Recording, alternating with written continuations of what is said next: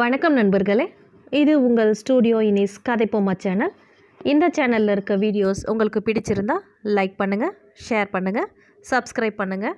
மறக்காமல் notifications on பண்ணி வச்சுக்கோங்க. உங்களோட கருத்துக்களை கமெண்ட் செக்ஷனில் பதிவு பண்ணுங்கள். இப்போ நாம் கேட்க இருக்கிறது என் உள்ளம் கவர்ந்த தேவதை அத்தியாயம் 1. சிக்னல் சிவப்புக்கு தாவியதும் போக்குவரத்து ஸ்தம்பித்தது போல் நின்றது. சர்ரென்று ஸ்கூட்டியை நிறுத்தி ஒரு காலை ஊன்றி நின்றாள் நந்திதா. சுடுகின்ற வெயிலில் அப்படி நிற்பதும் கஷ்டமாகத்தான் இருந்தது. வழிந்த வியர்வையை கைக்குட்டையால் துடைத்து கொண்டாள். கண்கள் சிக்னல் கம்பத்தையே பார்த்தவாறு இருந்தன. ஆரஞ்சு நிறத்திற்கு வந்ததும் ஸ்கூட்டியை உசுப்பினாள். பச்சை நிறத்திற்கு தாவியதும் வண்டி சீறிக்கொண்டு ஓடியது. சீக்கிரம் வீட்டுக்கு போய் சாப்பிட வேண்டும். பசி வயிற்றில் ராகம் இழுத்தது. முகாமில் வேலை சக்கையாய் பிழிந்ததால் அலுப்பு வேறு. ஆனால் சேவை செய்வதில் ஆனந்தம்தான். வீட்டுக்கு போனதும் அம்மாவிடம் வாங்கி கட்டி கொள்ள வேண்டியிருக்கும். என்னடி இது, வயசான கிழவி மாதிரி சமூக சேவை தொண்டு அலைஞ்சிக்கிட்டு உன் வயசுக்கு ஏற்ற மாதிரி இருக்க மாட்டியா?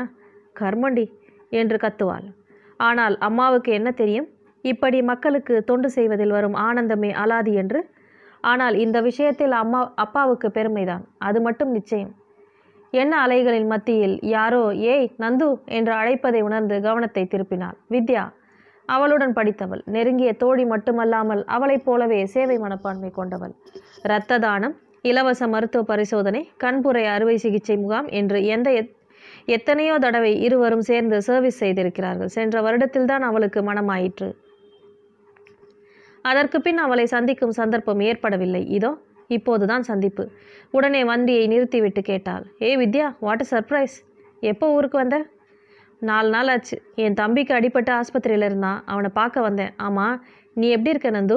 ஏதாவது நியூஸ் இருக்கா? திருமண விஷயந்தான் என்று கண்களை சிமிட்டி அவள் வினவ, அதை நான் கேட்கணும் மேடம், குட் நியூஸ் இருக்கான்னு என்று கேட்டாள் நந்திதா. இப்போதைக்கு வேண்டான்னு இருக்கோண்டி. அந்த விஷயத்தில் என் மாமியாருக்கு மனத்தாங்கல் தான். என்ன செய்ய, என் கணவர் கொஞ்ச நாள் போகட்டுன்றாரு. சரி, எத்தனை நாள் நீங்கள் இருப்ப சொல்லு?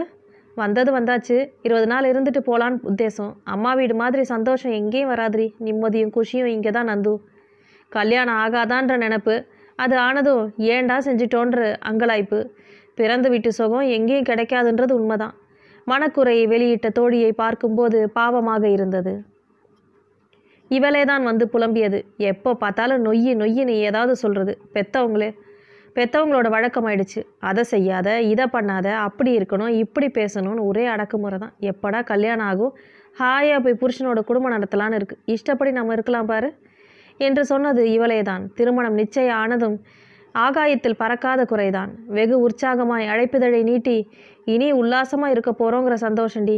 அப்பா அம்மாவோட சதா கால அட்வைஸ் மன்னிக்கவும் சதா அட்வைஸ் புலம்பலிருந்து நிரந்தர விடுதலை பாரு என்றவள் இப்போது திருமண வாழ்க்கையை நினைத்து சலித்து கொள்கிறாள். பாவம். சரி வித்யா, இங்கே இருக்க நாள்லையாவது ஜாலியாக கழிடி. அடுத்த வாரம் நம்ம காலேஜ் கிரவுண்டில் சீனியர் சிட்டிசனுக்கு இலவச கண் சிகிச்சை முகாம் ஏற்பாடு செஞ்சுருக்காங்க. சர்வீஸ் செய்ய வரியா? உன் பேரை கொடுத்துட்றேன். நம்ம குரூப் எல்லோரும் வராங்க. ஐயோ வேணானந்து, இந்த சேவையெல்லாம் அதோடு போச்சு. கல்யாணத்தன்னைக்கே என் வீட்டுக்காரர் கராராக சொல்லிட்டார், ஊராக தெருவாக சுற்றி சோஷியல் சர்வீஸ் பண்ணுற நினைப்பெல்லாம் தூக்கி போட்டுருன்னு. அந்த விஷயத்தில் இனி மூச்சு. அவருக்கு இது தெரிஞ்சால் அவ்வளோதான், வெட்டி போட்டுருவார். திருமண வாழ்க்கையோடு எல்லாம் போச்சு நந்து. கல்யாணத்தை மட்டும் நினைக்காத. நம்மோட லட்சியம், ஆசை, குறிக்கோள்னு எதுவுமே நடக்காது. எல்லாம் மண்ணோட மண்ணாயிடும். அப்படியே நீ கல்யாணம் பண்ணிக்கணும்னு முடிவெடுத்தா இந்த சேவை, தொண்டு இதையெல்லாம் மூட்டை கட்டி வச்சுட்டு அப்புறம் பண்ணிக்கோ. இது என் அனுபவத்தில் நான் கண்டுக்கிட்டதை உனக்கு சொல்கிறேன். தோழியின் பேச்சு நந்திதாவின் மனசை தொட்டது. அவள் சொல்வது உண்மைதானா? திருமண வாழ்வு லட்சியத்திற்கு குறுக்கே நிற்குமா என்ன? ஐயோ! அந்த கலக்கத்துடனேயே தோழியிடம் விடை பெற்று கொண்டு கிளம்பினான். வழியெல்லாம் அதே நினைப்பு. திருமணம் என்ற வார்த்தையே அவளை நடுநடுங்கச் செய்தது. அம்மாவுக்கு விருப்பம் இல்லை என்றாலும் தன் ஆத்ம திருப்திக்காக ஜனசேவை செய்து வந்தவளுக்கு திருமணத்தால் அதை இழக்க நேரிடும் என்ற விஷயம் அதிர்ச்சியை தந்தது. வித்யா சொல்வது போல் எதிர்கால கனவுகளை, வாழ்வின் குறுக்கோளை சுட்டு பொசுக்கிவிட்டுத்தான் மணமேடையில் அமர வேண்டும் என்றால் அத்தகைய வாழ்க்கை வேண்டவே வேண்டாம். வருகின்ற கணவன் என்னை புரிந்தவனாய், என் லட்சியத்தை மதிப்பவனாய் இருப்பான் என்று என்ன நிச்சயம்? வித்யாவின் கணவர் மாதிரி அமைந்தால் மை காட்! அப்போதிலிருந்து திருமணம் என்ற நினைவில் உள்ளம் கசந்து வழிந்தது. திருமணமா? நெவர் என்று தீர்மானமாய் அவள் முடிவெடுத்த அதே நேரம் அவள் வீட்டில் அவளோடு திருமண பேச்சுக்கு பிள்ளையார் சுழி போடப்பட்டது. வரலட்சுமி கணவருக்கு வெற்றிலையில் பாக்கை வைத்து மடித்து கொடுத்தவாறு சொன்னாள். என்னங்க, என் தங்க ஃபோன் பண்ணினா? என்ன விஷயமா? வெற்றிலையை வாங்கி கொண்டு கேட்டார் கேசவன். எல்லாம் நம்ம பொண்ணு கல்யாண விஷயமா தான். யாரோ பையன் இருக்கான், நல்ல குடும்பம், அதுவும் தெரிஞ்ச குடும்பமா. பையன் நல்ல வேலையில் இருக்கான், 70,000 ரூபா சம்பளங்கிறான். அது மட்டும் இல்லை, அவன் சம்பாதிச்சு தான் ஆகணும்னு இல்லையா, அவ்வளவு சொத்து இருக்கான். 3 தலைமுறைக்கு போதுமான அளவு இருந்தாலும் உத்தியோகம் புருஷ லட்சணம்னு படித்த வேலைக்கு போயிருக்கானா. அக்கா, நம்ம நந்துவோட அழகுக்கு பொருத்தமானவனாக இருக்கான்னு சொல்கிறா பூமா. அவள் பார்த்தாலாமா அந்த பையனை? இல்லைங்க, அந்த பையனோட அக்காவை தெரியுமா? அவள் மூலமாக தான் தெரிய வந்துச்சான். அவள் வீட்டில் பையனோட ஃபோட்டோவை ஆல்பத்தில் பார்த்தாலாம். நல்ல உயரமாக சிவப்பா கலையாக இருக்கான்னு சொன்னான். உடனே பதிலை சொல்லுக்கா, நல்லா வரேன், கை நழுவி போயிடக்கூடாதுங்கிறா. சரி, நம்ம பொண்ணை ஒரு வார்த்தை கேட்க வேணாமா? திருமணத்துக்கு நாம் தயார்னா அவள் தயாராக இருக்கணுமே, அவகிட்டையும் கேட்கலாம். இரு, இதோ பாருங்க, கோழியை கேட்டுட்டு மசாலா அரைக்கிறது இல்லை. பெற்றவங்க முடிவெடுத்தா போதும், பிள்ளைங்க சம்மதிக்கணும். நமக்கு இல்லாத அக்கறையா? சரி, அவள் மற்ற பொண்ணுங்க மாதிரி இல்லையே, அவளுக்குன்னு தனி வழி.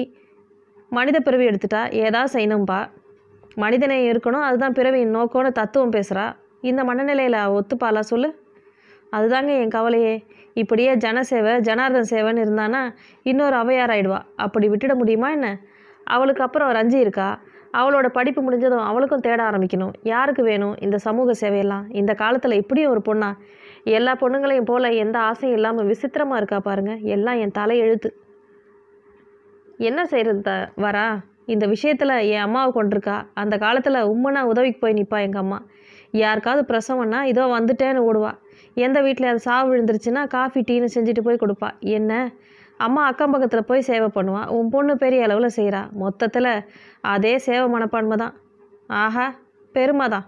நாளைக்கு புருஷன் வீட்டுக்கு போன அப்புறமும் இந்த மாதிரி ஓடினா அவங்களுக்கு கோவம் தான் வரும். அதை முதல்ல அவளுக்கு எடுத்து சொல்லணும். இந்த மாதிரி சுற்றுனதெல்லாம் போதும், இனிமேல் கல்யாணம் பொண்ணு லட்சணமாக இருக்க பாருன்னு. என்ன புரியுதா? என்னம்மா கல்யாண பொண்ணா? யார் அது? யாருக்காவது கல்யாணமா என்ன? அப்போது தான் உள்ளே வந்த நந்திதா தாயிடம் கேட்டாள். வரலட்சுமியும் கேசவனும் ஒருவரை ஒருவர் பார்த்து கொண்டனர். வரலட்சுமி சைகை காட்டினாள். நீங்களே சொல்லுங்க. அதுமா, உங்கள் அம்மா உனக்கு கல்யாணம் செஞ்சு வைக்கணும்னு நினைக்கிறா. உன் சித்தி இன்னைக்கு ஃபோன் பண்ணி யாரோ தெரிஞ்ச பையன் இருக்கான் அப்படின்னாலாம். அதான் நல்ல இடமா இருந்தால் பண்ணிடலான்னு சொல்கிறா.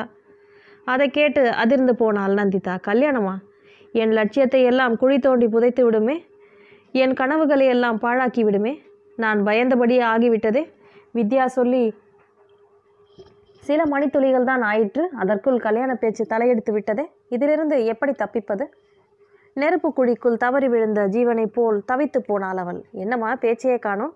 உன் அம்மா ஆசைப்படி கல்யாணத்துக்கு சம்மதமா? சித்திட்ட ஓகேன்னு சொல்லிடலாம் தானே என்று தந்தை கேட்க, ப்ளீஸ் டேட், வேண்டாமே. கல்யாணத்துக்கு இப்போ என்ன அவசரம் டேட் என்றாள் அவள் கெஞ்சும் குரலில். பின்ன எப்போ தயாராக கேளுங்க.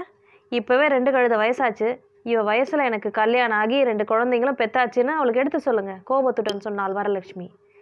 ஏன் அதை அவளுக்கு நீயே சொல்லக்கூடாதா? மத்தியில் நான் எதுக்கு? அம்மாடி, நீ என்ன சொல்கிற? கல்யாணம் இப்போ வேணான்றியா இல்லை எப்போவுமே வேணான்றியா? நீங்களே அவளை தூண்டி விடுவீங்க போல இருக்கே. கல்யாணம் செஞ்சுக்கோன்னு வற்புறுத்தி பேசுகிறத விட்டுட்டு வேணுமா வேணாமான்னு பட்டிமன்றம் நடத்துறீங்க. இதை பாருடி, நான் முடிவு செஞ்சாச்சு. இந்த வருஷம் கல்யாணத்தை நடத்தினோன்னு. அதுக்கு ஏற்ற மாதிரி நல்ல வரணும் வந்திருக்கு. சித்திக்கு ஃபோன் பண்ணிடுறேன் சம்மதம்னு. ப்ளீஸ்மா, எனக்கு விருப்பம் இல்லை. வாயை மூடுறி. உனக்கு எப்போ என்ன செய்யணும்னு எங்களுக்கு தெரியும். அதிக பிரசங்கத்தனமாக பேசாத. என்னங்க, ரஞ்சிதாவை காலேஜில் சேர்த்து விட்டுட்டு நேரே நம்ம குன்னூருக்கு போகிறோம். போய் கல்யாணத்தை பேசி முடிச்சுட்டு வர்றோம், தெரியுதா? ரஞ்சிதா, ஏய் ரஞ்சி. தாயின் கூவலை கேட்டு ஓடி வந்தாள் இளைய மகள். ஏம்மா, எதுக்கு கூப்பிட்டீங்க? ஊருக்கு போகிறதுக்கு எல்லாம் எடுத்து வச்சுக்கிட்டியா? எதையும் மறக்காமல் பொறுப்பாக எடுத்து வச்சுக்கோ. அப்புறம் அதை மறந்துட்டேன் இதை விட்டுட்டேன்னு அங்கே வந்து புலம்பாத. முக்கியமாக உன் மார்க் சர்டிஃபிகேட் டிசி எல்லாம் மறக்காமல் எடுத்து வை. உன்னை காலேஜில் சேர்த்துட்டு குன்னூருக்கு நாங்கள் போயாகணும். குன்னூருக்காம்மா? சித்தியை பார்க்கவா? ஆமாண்டி, யாரோ பையன் இருக்கான்னு சொன்னா, அது விஷயமா தான். அது நல்லபடியாக முடிஞ்சா நீ சீக்கிரமே லீவ் போட்டு வர வேண்டியிருக்கும். ஐயா, நம்ம வீட்லேயும் கல்யாணம். குஷியாக இருக்குமா? என்ன கல்யாணம் பொண்ணு சந்தோஷம் தானே? என்ன வெக்கத்தையே காணோம்? முகம் செவந்து தலைகுனிய வேணாமா? அதுதான் என்னை கல்யாண பொண்ணோட இலக்கணம் இல்லையாப்பா? கேலி செய்தாள் ரஞ்சிதா. சோ, என்னடி, எனக்கு எதுவுமே பிடிக்கல. சலித்த குரலில் சொன்ன தமக்கையை வியப்புடன் பார்த்தாள். ஏங்கா, உனக்கு இஷ்டம் இல்லையா? ஐயோடா, என்னை மட்டும் இப்போ கல்யாணம் பண்ணிக்கோன்னா உடனே தலையாட்டிடுவேன். படிப்புன்னா சுத்த போராக இருக்குது. பிஆர்க்குக்கு இன்னும் 4 வருஷம் படிக்கணுமேனு இருக்குது. அம்மா, இப்போவும் சொல்லு, படிப்பு வேணான்னா நான் கல்யாணத்துக்கு ரெடி. தலையில் அடித்து கொண்டாள் பெட்ரோல். என்ன கன்றாவியோ, என்ன பிள்ளைங்களை பெற்று வச்சிருக்கேன். ஒருத்தி என்னடானா கல்யாணமே வேணான்றா, இன்னொருத்தியோ எனக்கு கல்யாணம்னு குதிக்கிறா. எல்லாம் என் தலையெழுத்து. அன்றைக்கு இரவு முழுக்க உறக்கமின்றி புரண்டாள் நந்திதா. என்ன செய்வது, எப்படி இந்த கல்யாணத்தை தவிர்ப்பது? அம்மாவின் பிடிவாதத்தை பார்த்தால் இதை நடத்தி முடித்து விடுவாள் போல் இருக்கிறதே. ஐயோ, அப்புறம் என் லட்சியம் எல்லாம் குதிரை கொம்பாகி விடுமே. எல்லா பெண்களையும் போல நானும் கணவனுக்கு வடித்து கொட்டி அவனுக்கு பணிவிடை செய்து குழந்தை குட்டிகளை பெற்று அவைகளுக்கு நாப்பி கட்டுவதில் பொழுது கழித்து கற்பனையில் நினைத்து பார்க்கவும் வேதனையாக இருந்தது. இதுதான் வாழ்க்கையா? எல்லோரையும் போல் தானும் வாழ வேண்டுமா? தனக்கென்று ஆசை அபிலாஷை எதுவும் இருக்கக்கூடாதா? ச்சே, பெண்களின் வாழ்க்கை கல்யாணத்தில் தான் முடிய வேண்டும் என்ற சட்டமா என்ன? இந்த சித்தி சும்மா இருந்திருக்க கூடாதா? ஏன் இதை ஆரம்பிக்க வேண்டும்? வந்த ஆத்திரத்தில் சித்தியை பார்த்து உழுக்க வேண்டும் போல் இருந்தது. 4 வார்த்தை. அப்போதுதான் பளிச்சென்று ஒரு யோசனை உதித்தது. ஏன் சித்தியிடமே போய் எனக்கு விருப்பமில்லை, எப்படியாவது நிறுத்திவிடுங்கள் என்று சொல்லக்கூடாது? அம்மாவிற்கு தெரியாமல் இருக்கட்டும் என்று சொல்லி இந்த ஏற்பாட்டை நிறுத்தச் சொன்னார். அதுவும் நல்ல யோசனையாகத்தான் பட்டது. உடனே என்ன செய்ய வேண்டும், எப்படி செயல்படுத்த வேண்டும் என்பதையும் திட்டம் போட்டாள். அத்தியாயம் 2. என்னடி சொல்கிற? எங்களோட நீ வரலையா? அப்போது நீ தனியாவா இருக்க போகிற? திகைப்புடன் கேட்டாள் வரலட்சுமி. எனக்கு என்னம்மா பயம், வேலைக்காரங்க இருக்காங்க. வேணும்னா சின்னம்மாவை ராத்திரிக்கு இங்கே இருக்க சொல்கிறேன். நீ என்னை பற்றி கவலைப்படாமல் போயிட்டு வாம்மா என்றாள் மகள். இந்த காலத்தில் யாரையும் நம்ப முடியாதுடி. வயசு வந்த பொண்ணை இப்படி தனியாக விட்டுட்டு போனால் நாங்களும் நிம்மதியாக இருக்க முடியுன்றியா? ஒன்றும் வேணாம், நீயும் எங்கள் கூடவே புறப்படு சொல்லிட்டேன். திடீர்னு சர்வீஸ் செய்ய அழைப்பு வரலாமா? அதுக்கு போயாகணும். போதுண்டி, எப்பவும் அதே தானே. குடும்பத்தோடு ஜாலியாக இருக்கணும்னு உனக்கு இல்லையா? தங்கையை முதல்ல காலேஜில் சேர்க்க போகிறோம், கூட வரலான்னு உனக்கு தோண மாட்டேங்குதே. இதை விட உனக்கு சமூக சேவை தான் முக்கியமாகப்படுதில்ல எரிச்சலுடன் சொன்னாள் தாய். கமிட்மெண்ட் பண்ணியாச்சுமா, இப்போ முடியாதுன்னு சொல்ல முடியாது, அசிங்கமாயிடும், புரிஞ்சுக்குங்கம்மா ப்ளீஸ் கெஞ்சினாள் நந்திதா. போன உடனே வர முடியாது நந்து. ரஞ்சியை சேர்த்து விட்டுட்டு நல்ல பேய்ங்க சோமா பார்த்து ஏற்பாடு செஞ்சுட்டு வரணும். 4-5 நாள் கூட ஆகும்டி, அதான் யோசிக்கிறேன். அத்தனை நாள் நீ தனியாக இருக்கணும், அது சரியாக தோணலை நந்து. பிடிவாதம் பிடிக்காமல் புறப்படுமா? நந்திதாவுக்கு தவிப்பாக இருந்தது. அம்மா விடமாட்டால் போல் இருக்கிறதே, இதை எப்படி தவிர்ப்பது? நல்ல வேளையாய் அவளது செல் கூவி அடைத்தது. நினைத்தது போலவே புனிதாதான். இதற்காகத்தானே அவள் காத்திருந்ததும். அப்படியா? ஷியோர், வந்து விடுறேன் என்று பேசியவள் உரையாடல் முடிந்ததும் தாயிடம் சொன்னாள். நான் சொன்ன மாதிரி அழைப்பு வந்தாச்சுமா. ஏதோ கிராமத்தில் மருத்துவ முகாமா, எங்கள் குரூப்லேருந்து எல்லாரும் போகிறாங்க. நான் போகாமல் இருக்க முடியாதுமா. சகிக்கலடி, இப்படி தெருவாக சுற்றுறதும் கண்டவங்களோட பழகுறதும் எனக்கு சுத்தமாக பிடிக்கலடி. இது நாள் வரைக்கும் நீ சமூக சேவை செஞ்சதெல்லாம் போதும். இனியாவது அடக்க ஒடுக்கமா வீட்டில் இருக்கப்பார் நந்திதா. இப்படி ஓடி ஓடி சேவை செய்கிறதுனால யாரும் உனக்கு கிரீடம் வைக்க போகிறதில்ல. என்னைக்கு இருந்தாலும் இன்னொருத்தர் வீட்டுக்கு போய் வாழ வேண்டிய பொண்ணு நீ. குடும்ப கலையை முதல்ல கற்றுக்கப்பாரு. கல்யாண ஏற்பாடும் நடக்குது நந்து, அதை புரிஞ்சுக்கிட்டு நட. மகளுக்கு அறிவுரை கூடிக்கொண்டிருக்கும் போது கேசவன் அங்கு வந்தார். என்ன பிரச்சனை அம்மாவுக்கும் மகளுக்கும்? நீ சத்தம் போட்டு பேசுகிறத பார்த்தா சண்டை போடுற மாதிரி இருக்கு. வரா, உன் தொண்டை வால்யூமை கொஞ்சம் குறைச்சிக்கையேன் என்று சொல்ல வரலட்சுமி முறைத்தார். ஆஹா, சொல்ல மாட்டீங்க? ஏன்னா உங்கள் அம்மாவெல்லாம் சொல்லிட்டு கொண்டு இருக்கா, அதான் பொண்ணை தலை மேலே வச்சு கொண்டாடுறீங்க. இப்போ என்ன ஆச்சு வரா? நந்துக்குட்டி, அம்மாவுக்கு கோவம் வர மாதிரி என்னடா செஞ்ச? என்கிட்ட கேளுங்க, அதை நான் சொல்கிறேன். இப்போ சொல்கிறா பெங்களூருக்கு வரமாட்டாலாம். இவளை விட்டுட்டு நாம் எப்படி போக முடியும் சொல்லுங்கள்? ஏமா முடியாதுங்கிற? ஜாலியாக ஒரு ட்ரிப் அடிச்சுட்டு வரலாமாம்மா. பெங்களூரை பார்த்த மாதிரியும் இருக்கும், ரஜிதாவை கொண்டு சேர்த்து விட்டுட்டு வந்த மாதிரியும் இருக்கும்டா. இல்லை டேட், பக்கத்தில் ஒரு கிராமத்தில் புத்துநோய் கண்டறிகிற மருத்துவ முகாம் இருக்குது. பெண்களுக்கு உண்டான பிரத்யேகமான கேம்ப். அதனால் சர்வீஸ் மகளிர் சேவைகளுக்கு மட்டும்தான் அழைப்பு. நான் அதுக்கு போயாகணும் டேட், அதனால தான் சொல்கிறேன் என்னால் வர முடியாதுன்னு. எத்தனை நாள் கேம்ப்டா? 2 நாள் டேட். தங்குறதுக்கு சாப்பாடுக்கு அங்கேயே வசதி செஞ்சு தராங்க. எங்களுக்கு அப்படி ஒன்றும் அதிக சிரமமான வேலை இல்லை டேட். வீடு வீடாக போய் பெண்களை பார்த்து புற்றுநோயை பற்றி விளக்கி சொல்லி, அது பெண்களை எந்த வகையில் தாக்குதுன்றது தெளிவுபடுத்தி அவங்களுக்கு தைரியம் சொல்லி செக்கப்புக்கு வரும்படி செய்ய வேண்டியது மட்டும்தான். எங்களுடைய சேவை மையத்திலேருந்து 15 பெண்கள் போகிறோம் டேட். Good, very good. எனக்கு ரொம்ப பெருமையாக இருக்குடா. என் மக மற்ற பொண்ணுங்களை போல் சினிமா ஹோட்டல்னு சுற்றாமல் இப்படி மற்றவங்களுக்கு நல்லது செய்கிறாளேன்னு நினைக்கும் போது கர்வமாக இருக்குது. ஏன் வரா? அட கர்மமே, உங்கள் பொண்ணை நீங்கள் தான் மெச்சிக்கணும். உங்ககிட்ட சொன்னால் 2 வார்த்தை நறுக்குன்னு சொல்லி அடக்கி வைப்பீங்கன்னு பார்த்தா நீங்களும் அவளுக்கு ஒத்து ஊதுறீங்களே. எனக்கு என்ன வந்துச்சு? நீங்களும் உங்கள் பொண்ணு எப்படியோ போங்க. கோபத்துடன் அங்கேருந்து சென்றாள் வரலட்சுமி. அம்மாவுக்கு என் மேலே கோவம் டேட். அவள் கிடக்க விடுறா. சிலதுகளுக்கு கற்பூர வாசனை தெரியாதான். நீ உன் இஷ்டப்படி போயிட்டு வாடா. என் பொண்ணு மக்களுக்கு சேவை செய்கிறான்றதில் எனக்கு பெருமிதம் தான் நந்துமா. ஆனால் ஒன்று, அப்பப்போ எங்களுக்கு ஃபோன் பண்ணணும் என்ன? என்று தந்தை சொன்னதும் அப்பாடா என்று பெருமூச்சு விட்டாள் நந்திதா. நல்ல வேளை, பயணம் நின்றுவிட்டது. அவர்கள் புறப்பட்டதும் சித்தியை பார்க்க புறப்பட வேண்டியதுதான். சித்தியிடம் கெஞ்சி கூத்தாடி இந்த திருமணத்தை நிறுத்திவிட வேண்டும். நான் ஊருக்கு வந்ததையோ சித்தியிடம் திருமணத்தை நிறுத்தச் சொன்னதையோ அம்மாவுக்கும் அப்பாவுக்கும் தெரிவிக்கக்கூடாது என்பதையும் சொல்ல வேண்டும். இந்த கல்யாணம் நிற்க நான் தான் காரணம் என்று அம்மாவுக்கு தெரிந்தால் அவ்வளவுதான், வார்த்தையாலேயே கொன்று விடுவாள். அம்மாவை பொறுத்தவரை ஏன் அப்பாவுக்கும் தான். நான் முகாமிற்கு போயிருக்கிறேன். கடவுளே, நான் நினைத்த மாதிரி இந்த கல்யாண ஏற்பாடு நின்றுவிட அருள் செய் ப்ளீஸ், மானசீகமாக வேண்டினாள். புறப்பட்டு செல்லும் வரை வரலட்சுமி குர்ரென்று இருந்தாள். தன் வார்த்தைகளை மதிக்காமல் சித்தம்போக்கு சிவம்போக்கு என்று தன் இஷ்டப்படி நடக்கிறாளே என்று நந்திதாவின் மீது படு கோபம். இதோ பாருங்க, உங்கள் பொண்ணுக்கிட்ட சொல்லுங்கள், கிராமத்து சேவையை முடிச்சுட்டு குன்னூருக்கு போய் இருக்கணும்னு இங்கே தனியாக இருக்க வேண்டான்னு கொஞ்சம் உரைக்கிற மாதிரி சொல்லுங்கள். மகளிடம் நேராய் பேசாமல் கணவர் மூலம் சொன்னாள். என்னடா, அம்மா சொன்னது காதில் விழுந்துச்சா? அந்த மாதிரி செய்யன என்று தந்தை சொன்னதும் பெரிதாய் தலையாட்டி வைத்தாள் அவள். காரில் அவர்கள் புறப்பட்டு சென்றதும் பெரிதாய் மூச்சு விட்டாள். நாளைக்கே புறப்பட வேண்டும். சீக்கிரம் போய் இந்த கல்யாணத்தை நிறுத்திவிட்டு தான் மறுவேளை. அவன் யாரோ எவனோ, அவனை பார்க்கும் முன்பே தடுத்து விட்டால் நல்லது. அம்மாவுடைய நச்சரிப்பு இருக்காது. பையனுக்கு என்ன குறைச்சல், இந்த மாதிரி மாப்பிள்ளை கிடைக்க கொடுத்து வச்சிருக்கணும் அவனை கட்டிக்க என்று குடைந்து எடுத்து விடுவாள். அவளது துணப்பில் தலை வீங்கிவிடும். ச்சே, ஏன் தான் இப்படி இருக்காங்களோ. கல்யாணம் தான் வாழ்க்கையா? அது இல்லாட்டா வாழ முடியாதா? அன்னை தெரசா, நிர்மலா அம்மையார், இன்னும் எத்தனையோ பேர் திருமண வாழ்க்கையை இல்லாமல் தொண்டு செஞ்சாங்களே. இவங்கெல்லாம் கல்யாணம் இல்லாமல் வாழலையா என்ன? ஏன் அந்த காலத்திலே ஔவையார் இருக்கலையா? அந்த நிமிடத்திலேயே பறந்தோடி போய் சித்தியிடம் இந்த கல்யாணம் வேண்டாம், நிறுத்தி விடுங்கள் என்று சொல்ல வேண்டும் போல் ஒரு வேகம். என்ன செய்கிறது? நாளை வரைக்கும் காத்திருக்கணுமே, இனி என்ன, புறப்பட வேண்டியதுதான் என்று பரபரப்புடன் செயல்பட்டாள். சொல்லாம் கொள்ளாம போய் நிற்க போகிறோம். சித்தி என்ன சொல்வாளோ, நான் சொல்ல போகிறதை எப்படி எடுத்துக்குவாளோ, என்ன முடிவாகுமோ என்ற தவிப்பில் அவளுக்கு உறக்கம் வர மறுத்தது. எப்போது விடியும் என்று காத்திருந்தாள். எந்த காரணத்தை வைத்து மாடி ஏறி போவது என்று யோசித்து கொண்டிருந்தாள் பிரியா. அவன் வந்து அரை மணி நேரம் ஆகிவிட்டது. போய் பார்க்கலாம் என்றால் ஏதாவது சாக்கு வேண்டும். உலர்ந்த துணிகளை கொண்டு வர வேண்டும் என்று சொல்ல முடியாது. மழை என்பதால் துவைக்கவே இல்லை. காஃபி கொண்டு போய் கொடுக்கலாமா என்றால் சத்யா காஃபியே குடிப்பதில்லை. ச்சே, என்ன சொல்லி அவரை பார்க்கறது? மண்டை வலிக்கும் வரை யோசித்தாள்.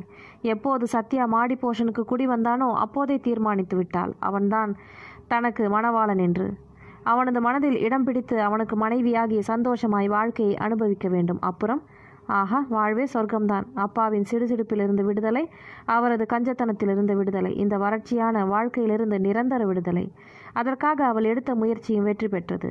தன்னை வெகுவாய் கருத்தாய் அலங்கரித்து கொண்டு அவன் கண்களில் படும்படி நடமாடுவதும், அவன் மாடி ஏறி வருகையில் மொட்டை மாடியிலிருந்து துணிகளை எடுத்து வருவது போல் எதிர்படுவதும், பண்டிகை நாட்களில் அம்மா தயாரிக்கும் ஸ்பெஷல் ஐட்டங்களை கொண்டு போய் கொடுப்பது போல் செல்வதும், பல வழிகளில் அவனை வசீகரிக்க முயன்று அதில் வெற்றியும் கண்டாள்.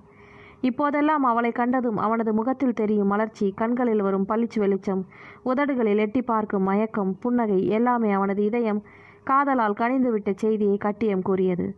இருந்தும் அவன் தன் வாயால் சொல்ல வேண்டும் என்று ஆவலாய் காத்திருந்தாள். அவனிடம் போய் பேசி பார்க்கலாம் என்றால் எந்த காரணம் வைத்து அங்கே போவது? வழி தெரியாமல் தவித்தவளுக்கு தாழியின் அழைப்பு எரிச்சலாக இருந்தது. என்னம்மா? முகம் சுளித்தவரே வந்தாள். நான் சொல்கிறத செய்றியா? ரூமுக்கு போய் போம்மா. எப்போ எனக்கு தான் வேலையா? உன்னோட சின்ன பொண்ணு கடைக்குட்டின்னு இருக்காளே, அவளுக்கு சொல்ல வேண்டியது தானே? சரி, நீ போக வேண்டாம், ரேகாவை அனுப்புகிறேன், விடு. ரேகா, ஏன் இங்கே வாடி என்று கூவினாள் தாய். கூப்பிட்டியாம்மா என்று ஓடி வந்த மகளிடம், ஆமாம், ரூமில் மேஜை மேலே ஒரு லெட்டர் வச்சுருக்கேன், மாடி தம்பிக்கு வந்திருக்கு, அதை எடுத்துகிட்டு போய் கொடுத்துட்டு வாப்போ என்றாள். அங்கிருந்து சென்று கொண்டிருந்த பிரியா சடக்கென்று பிரேக் போட்ட மாதிரி நின்றாள். அடடா, இதுக்கு தானே அம்மா கூப்பிட்டது? வேறு வேலை நினச்சேனே. சத்யாவை பார்க்க அருமையான சந்தர்ப்பம். இது நழுவ இருந்துச்சே. கடிதத்தை கொடுக்குற சாக்கில் அவனை பார்த்து பேசணும். தங்கையின் பின்னே சென்றவள், ஏ ரேகா நில்லு, ஹோம்ஒர்க் தானே செஞ்சுட்டு இருந்தேன், போ அதை முடி, நேரத்தை வேஸ்ட் செய்யாத, நான் போய் அதை கொடுத்துட்டு வரேன், படிக்கிறதை விட்டுட்டு மற்றதெல்லாம் செய் என்று அதட்டது போல் பேசி அவள் கையில் இருந்த கடிதத்தை பிடுங்காத குறையாய் வாங்கினாள். மானாய் துள்ளி கொண்டு மாடி ஏறினாள். மனமும் புள்ளி மானாய் குதித்தது. சத்யா சிகரெட் புகைத்து கொண்டிருந்தான். அவளை பார்த்ததும் சிகரெட்டை ஆஷ்ட்ரேயில் அமுக்கி நசுக்கிவிட்டு புன்னகையுடன் எழுந்தவன் அவசரமாய் டர்க்கி டவல் ஒன்றை எடுத்து மேல் போர்த்தி கொண்டான். உங்களுக்கு லெட்டர் வந்திருக்கு, அதை கொடுக்க வந்தேன், இந்தாங்க. அவள் நீட்டிய கடிதத்தை வாங்கி கொண்டு தேங்க்ஸ் பிரியா என்றான் சத்யா. உங்கள் அம்மாட்டிருந்து வந்திருக்கு போல என்று கேட்டால் பேச்சை வளர்க்கும் எண்ணத்தில். ஆமாம், வழக்கம் போல் நேரத்துக்கு சாப்பிட்றியா, வெளியில் சுத்தாத, ரொம்ப நேரம் விழிக்காமல் நேரத்தோடு தூங்குன்னு தாய்மை பாசத்தோடு எழுதியிருப்பாங்க. அவங்களுக்கு நான் இங்கே தனியாக இருக்கிறதே பிடிக்கல. கடிதத்தை பிரித்தவாறே சொன்னவன் அதை வாசிக்க ஆரம்பித்தான். படிக்க படிக்க அவனது முகத்தில் மாற்றம், புன்னகை மாயமாகி பதிலுக்கு அதிர்ச்சி தெரிந்தது. அப்படியே அமர்ந்தான். என்ன விஷயம் சத்யா? யாருக்காவது உடம்பு சரியில்லையா என்ன என்று கேட்டாள் பிரியா. எனக்கு பொண்ணு பார்த்துருக்காங்களாம். என்ன? அதிர்ந்து போய் கேட்டாள் பிரியா. எனக்கும் அதிர்ச்சி தான் பிரியா. எனக்கு இந்த கல்யாண ஏற்பாடு பிடிக்கல, வேணான்னு சொல்லிட போகிறேன். அவனது வார்த்தைகள் பிரியாவின் நெஞ்சில் அமிர்த தாரை பொழிந்தது போல் குளிர்ச்சியை தந்தது. ஆக அவனுக்கு விருப்பமில்லை என்று அர்த்தம். அப்படி என்றால் சத்யா என்னை காதலிக்கிறார். மனசுக்குள் கிளுகிழுப்பு இருந்தும் காரணத்தை அவனது வாயால் அறிய வேண்டும் என்ற உந்துதலில் அவன் கேட்டாள். ஏன் வேண்டான்றீங்க? காரணத்தை நான் தெரிஞ்சுக்கலாமா? அவளை உற்று பார்த்தான் சத்யா. ஏன் பிரியா, இன்னுமா நீ என் மனசை புரிஞ்சுக்கல? இல்லை புரியாத மாதிரி நடிக்கிறியா? என் மனசுக்குள்ளே நீ தான் இருக்க. I love you Priya. அது எப்படி உன்கிட்ட சொல்கிறதுன்னு தயங்கிட்டே இருந்தேன். நல்ல வேலையாக அந்த கடிதம் வந்து உதவி செஞ்சிருச்சு. அதுவும் ஒரு விதத்தில் நல்லது தான். இதயத்தை சர்க்கரை பாகில் முக்கி எடுத்தது போல் நெஞ்சு முழுக்க இனித்தது பிரியாவிற்கு. தாமரையாய் மலர்ந்த முகத்துடன் வாயெல்லாம் புன்னகையாய் சொன்னாள் அவள். எனக்கு ரொம்ப சந்தோஷமாக இருக்குது சத்யா. என் மனசில் இருக்கிறது நீங்கள் தான். நானும் உங்களை விரும்புகிறேன். பெண்ணாச்சே. எனக்கு தயக்கமாக இருந்துச்சு. இப்போ நீங்கள் வெளிப்படையாக சொன்னதும் வானத்தில் பறக்கிற மாதிரி இருக்குது. இங்கே நான் குடி வந்தது உன்னை சந்திக்க வேண்டிதானோ என்னவோ. எங்கேயோ இருந்தனா இங்கே வந்து குடியேறினது இறைவன் செய்த ஏற்பாடுன்னு தெரியுது பிரியா. ஏன் பிரியா, என்னை உங்கள் அப்பா மாப்பிள்ளையை ஏற்றுக்குவாரா என்று ஆவலுடன் கேட்டான் சத்யா. நிச்சயமா. உங்களுக்கு என்ன குறை சத்யா? நல்லா படித்தவர், கை நிறைய சம்பாதிக்கிறீங்க, நிறைய சொத்து இருக்குது. உங்களை வேணான்னு சொல்ல மனசு வருமா என்ன? விஷயம் தெரிஞ்சால் ரொம்ப சந்தோஷப்படுவார் தெரியுமா? கண்கள் மினுமினுக்கு அவள் சொன்னாள். அந்த குரலில் இழையோடிய ஆசையை, அவளது கண்களில் மின்னிய பேராசையை அவன் உணரவில்லை. உணரும் நிலையில் இல்லை. கண்களை மூடி வைத்திருந்த மோகமும் காதலை வெளியிட்ட சந்தோஷமும் அவனது அறிவை மழுங்க வைத்திருந்தது என்றுதான் சொல்ல வேண்டும். எப்படியோ தன் எண்ணம் நிறைவேறிவிட்டது என்ற மகிழ்ச்சியில் திளைத்த பிரியா பரிதாபப்படுவது போல் சொன்னாள். பாவம் சத்யா அந்த பொண்ணு. எனக்கு அவளை நினைக்கும் போது ஐயோன்னு இருக்குது. உங்களை கல்யாணம் பண்ணிக்கிற அதிர்ஷ்டம் அவளுக்கு இல்லாமல் போணுச்சேன்னு பரிதாபமாக இருக்குது. யார் அவ? சொந்தமா? என் அக்காவுக்கு தெரிஞ்ச இடமா. அதாவது அந்த பொண்ணோட சித்தி அக்காவுக்கு தெரிஞ்சவங்களாம், அவ்வளோதான். பெண்ணோட வீடு இந்த ஊரில் இருக்கான். பார்க்க வேணும்னா போய் பார்த்துட்டு வான்னு எழுதியிருக்காங்க. இந்த ஊர்லையா? போய் பார்த்துட்டு வாங்களேன். ஒருவேளை அவள் என்னை விட அழகியாக இருக்கலாம் இல்லையா? விஷமமாய் சிரித்தவாறே சொன்னாள் அவள். நையாண்டியாக்கும். அவள் ரொம்ப ஊர்வசியாக இருந்தாலும் சரி, எனக்கு வேண்டாம். எனக்கு என் தேவதை பிரியா தான் வேணும். கொஞ்சம் குரலில் அவன் சொல்ல பிரியாவின் முகம் பெருமிதத்தில் ஒளிர்ந்தது. உலகையே வென்றுவிட்டது போல் மதர்ப்பும் அவளுக்கு வந்தது. இனி சத்யா என்னுடையவன், யாராலும் பிரிக்க முடியாது. ரம்பை ஊர்வசி வந்தாலும் நீ போதும் என்கிறான். உள்ளம் கொக்கரித்தது. அத்தியாயம் 3. அன்று இரவு முழுக்க தூக்கம் வராமல் தவித்தான் சத்யா. சொல்ல தெரியாத ஆனந்தம், அதனால் ஏற்பட்ட பரபரப்பு அவனை தூங்க விடாமல் செய்தது. காதல் உணர்வு என்பதே சுகம்தான். அதுவும் காதலை உள்ளத்தில் சுமந்து அதை வெளியிட காத்திருப்பதும் படு சுகமே. அடை காத்த அன்பை பூட்டி வைத்திருந்த நேசத்தை காதலிக்கு தெரியப்படுத்தியதும் அதில் விளையும் இன்பம், அதுவும் அலாதிதான். அதைத்தான் சத்யாவும் அனுபவித்துக் கொண்டிருந்தான். தன் வாழ்க்கையில் இப்படி ஒரு அதிர்ஷ்டம் வந்ததை அவனால் நம்பவும் முடியவில்லை. எப்பேற்பட்ட அதிர்ஷ்டம்! அழகான ஒருத்தி, என் காதலி, என் வருங்கால மனைவி. அழகோடு அறிவும் சேர்ந்திருக்கிறது. அதையும் சொல்ல வேண்டுமே. என்னை போலவே பிரியாவும் உறக்கம் வராமல் தவிப்பாளோ? என்னை போலவே இன்ப உணர்வில் உலகமே என் வசம் போன்றதொரு குதூகலத்தில் இருப்பாளோ? பெருமூச்சு விட்டான். ஒரே கூரையின் கீழ் இருந்தும் அவனும் அவளும் தனித்தனியாய் எப்பொழுது ஒன்று சேர்வோம் என்ற தவிப்பு. மனதால் ஒன்றான பின் மனத்தால் எப்போது ஒன்று சேரப் போகிறோம் என்று பெருமூச்சு விட்டான் அவன். பிரியாவின் வீட்டில் என் விருப்பத்தை தெரிவிக்க வேண்டும். அப்புறம் அம்மாவிடம். அதற்கு முன் இந்த கல்யாண ஏற்பாட்டை நிறுத்தியாக வேண்டும். அப்புறம்தான் மற்றதெல்லாம். நேர குன்னூருக்கு போய் அக்கா கிட்ட என் காதலை எடுத்து சொல்லணும். ஒருத்தியை நெஞ்சில் வச்சுக்கிட்டு இன்னொருத்திய கழுத்தில் எப்படி தாலி கட்ட முடியும்னு சொன்னால் அக்கா புரிஞ்சுக்க மாட்டாளா என்ன? அக்காவோட சம்மதம் கிடைச்சிட்டா அது போதும். கூடவே மாமாவோட சப்போர்ட்டும் இருந்துட்டா என் காதல் நிச்சயம் ஜெயிக்கும். எஸ், அப்படித்தான் செய்யணும். அந்த நினைப்பில் யானை பலம் உடலுக்குள் நுழைந்தது போல் இருந்தது அவனுக்கு. நாளைக்கே புறப்பட்டு விட வேண்டும் என்று தீர்மானித்து கொண்டான். இந்த காரியத்தை வெற்றிகரமாய் நடத்தி முடித்த பின்புதான் பிரியாவின் பெற்றவர்களிடம் சொல்லி அவர்களின் ஒப்புதலை பெற வேண்டும். என்னவோ பிரியாவின் கழுத்தில் அப்போதே தாலி கட்டிவிட்ட மாதிரி நிம்மதியும் சந்தோஷமும் வந்தது. வெகு ஆனந்தமாய் இலவம் பஞ்சு தலையணையை அணைத்து கொண்டு படுத்து விட்டான். தூக்கமும் வந்து ஆட்கொண்டது. பிரியாவிடம் கண்களால் விடை பெற்று கொண்டு புறப்பட்டான் சத்யா. வானம் கருத்து இடியும் உருமி கொண்டு பயமுறுத்தியது. 2 நாட்களாய் ஓய்வெடுத்த மழை வீரியத்துடன் பொழிய காத்திருந்தது. அவனுடைய பயணத்தின் காரணம் தெரிந்திருந்ததால் அவனுக்கு வாழ்த்து கூறி அனுப்பி வைத்தாள் பிரியா. இதயத்திற்குள் அமுத தாரை பொழிந்தது. தன் எண்ணப்படியே எல்லாம் நடக்கிறது. எல்லாம் நல்லபடியாக நடந்தால் ஆஹா, நினைக்கையிலேயே நெஞ்சம் இனித்தது. அருமையான வாழ்க்கை, அன்பான கணவனுடன் சொகுசான இல்லறம், பிக்கல் இல்லை, பிடுங்கல் இல்லை. நான் வைத்ததுதான் சட்டம். இஷ்டம் போல ஜாலியாக வாழலாம். அப்பாடா, அப்பாவின் நச்சரிப்பிலிருந்து தப்பிக்கலாம். தொடச்சிக்கோன்னு இருக்கிற இந்த ஏழ்மை வாழ்க்கையிலிருந்து விடுதலை. பெரிய வீடு, கார், வசதியான வாழ்க்கைன்னு ராணியாக இருக்கலாம். ஏய் பிரியா, மாசம் நிற்காம போய் அரிசியை கழுவி இட்லி மாவுக்கு அரைக்கப்பாரு. நாளைக்கு டிஃபனுக்கு வேணும். தாயின் விரட்டலை கேட்டு அவளுக்கு எரிச்சல் வந்தது. பற்களை கடித்தாள். இன்னும் கொஞ்ச நாள் பொறுத்துக்கணும். அப்புறம் இருக்கவே இருக்க ராஜ வாழ்க்கை. வீட்டு வேலைக்கு ஆள் போட்டுக்கணும். அழுக்காமல் சலிக்காமல் கனவுகளோடு மாவாட்டி வைத்தாள். அந்த சமயத்தில் உடல் வலி கூட அவளுக்கு தெரியவில்லை. அன்றைக்கே சத்யாவின் பெயரில் கூரியரில் கடிதம் ஒன்று வந்தது. அடடா, அந்த பிள்ளை ஊருக்கு போயிட்டானே, இதில் என்ன செய்தியோ. பிரியா, இதை கொண்டு போய் சத்யாவோட அறையில் வச்சுட்டு போ. சாவி அங்கே மாட்டியிருக்கேன் பாரு என்றாள் பிரியாவின் தாய் வசந்தா. பிரியாவுக்கும் ஆர்வம். என்ன இருக்கிறது அந்த கடிதத்தில்? மறுபடியும் திருமண விஷயமாக வந்திருக்கிறதா? யார் எழுதியிருக்கிறார்கள்? கடிதத்தை பார்த்தாள். சந்திரிகாவாமே. யாரது? விலாசத்தை பார்த்தாள். குன்னூர் என்று இருந்தது. ஓ, குன்னூரில் இருக்கிறது சத்யாவோட அக்கா இல்லையா? அப்படித்தானே சொன்னார் சத்யா. அப்படி என்ன முக்கியமான செய்தி? கூரியரில் அனுப்பும்படி மாடி ஏறியவள் அந்த கடிதத்தின் ஓரத்தை கிழித்து உள்ளிருந்ததை எடுத்து பார்த்தாள். கடிதம் கூடவே ஒரு பெண்ணின் ஃபோட்டோவும். அவசரமாய் ஃபோட்டோவை எடுத்து பார்வையை ஓடவிட்டு அவளுக்கு திடுக்கென்றது. அந்த ஃபோட்டோவில் இருந்த பெண் பேரழகியாய் தோன்றினாள். தான் அழகி என்ற கர்வம் பிரியாவுக்கு உண்டு. ஒரு ஆணை கவர்ந்து இழுப்பது, வசப்படுத்துவது தனக்கு உண்டு என்பதை உணர்ந்தவள்தான். ஆனால் இந்த பெண்ணான தன்னையே பிரமிக்க வைக்கிறாளே என்று நினைத்தவளுக்கு அடிவயிற்றில் அமிலம் சுரந்தது. அந்த ஃபோட்டோவை உற்று நோக்கினாள். நிலவாய் பொழியும் வதனம், அதற்கு வனப்பூட்டும் கரும்பட்டு கேசம், பிறை நெற்றி, சிரிக்கும் அழகான கண்கள், பளிங்காய் மினுமினுக்கும் கன்னங்கள், கொவ்வை செவ்வாயில் குமின் சிரிப்பு, எடுப்பான நாசி, சங்கு கழுத்து, கோடி உடல். மாடலுக்கு போயிருந்தால் நிச்சயம் பெயர் எடுத்திருப்பாள். நினைக்கவே பொறாமையாக இருந்தது. இந்த பெண்ணின் அழகு எனக்கு இல்லைதான். என் அழகு இவளைப் போல சொக்க வைக்கும் அழகு இல்லையே. உள்ளத்தில் தகதகவென்று எரிந்தது ஏதோ ஒன்று. மைகாட், இந்த ஃபோட்டோவை சத்யா பார்க்கலையே. பார்த்துருந்தா மனசு மாறி இருப்பாரோ? நல்ல வேலை, அவர் போன பிறகு வந்ததே. Thank God. ஒருவித எரிச்சலுடன் கடிதத்தை பிரித்து வாசித்தாள். அன்பு தம்பி சத்யாவிற்கு. அக்கா எழுதி கொண்டது. அம்மா உனக்கு சொல்லியிருப்பாங்க, இருந்தும் நான் உனக்கு எழுதுகிறேன். எனக்கு தெரிஞ்ச பொண்ணு நந்திதா. நல்லா படிச்சிருக்கா. குடும்பம் நல்ல குடும்பம். பொண்ணை நான் நேரில் பார்க்காட்டாலும் அவளை பற்றி நிறைய கேள்விப்பட்டிருக்கேன். அவளோட நல்ல குணங்களை பற்றி. அந்த பொண்ணோட சித்தி பூமா, அதாவது என் தோழி, என் காது புளிக்க சொல்லியிருக்கா. உடனே என் மனசுக்குள்ளே முடிவு செஞ்சுக்கிட்டேன், இவ தான் உனக்கு மனைவின்னு.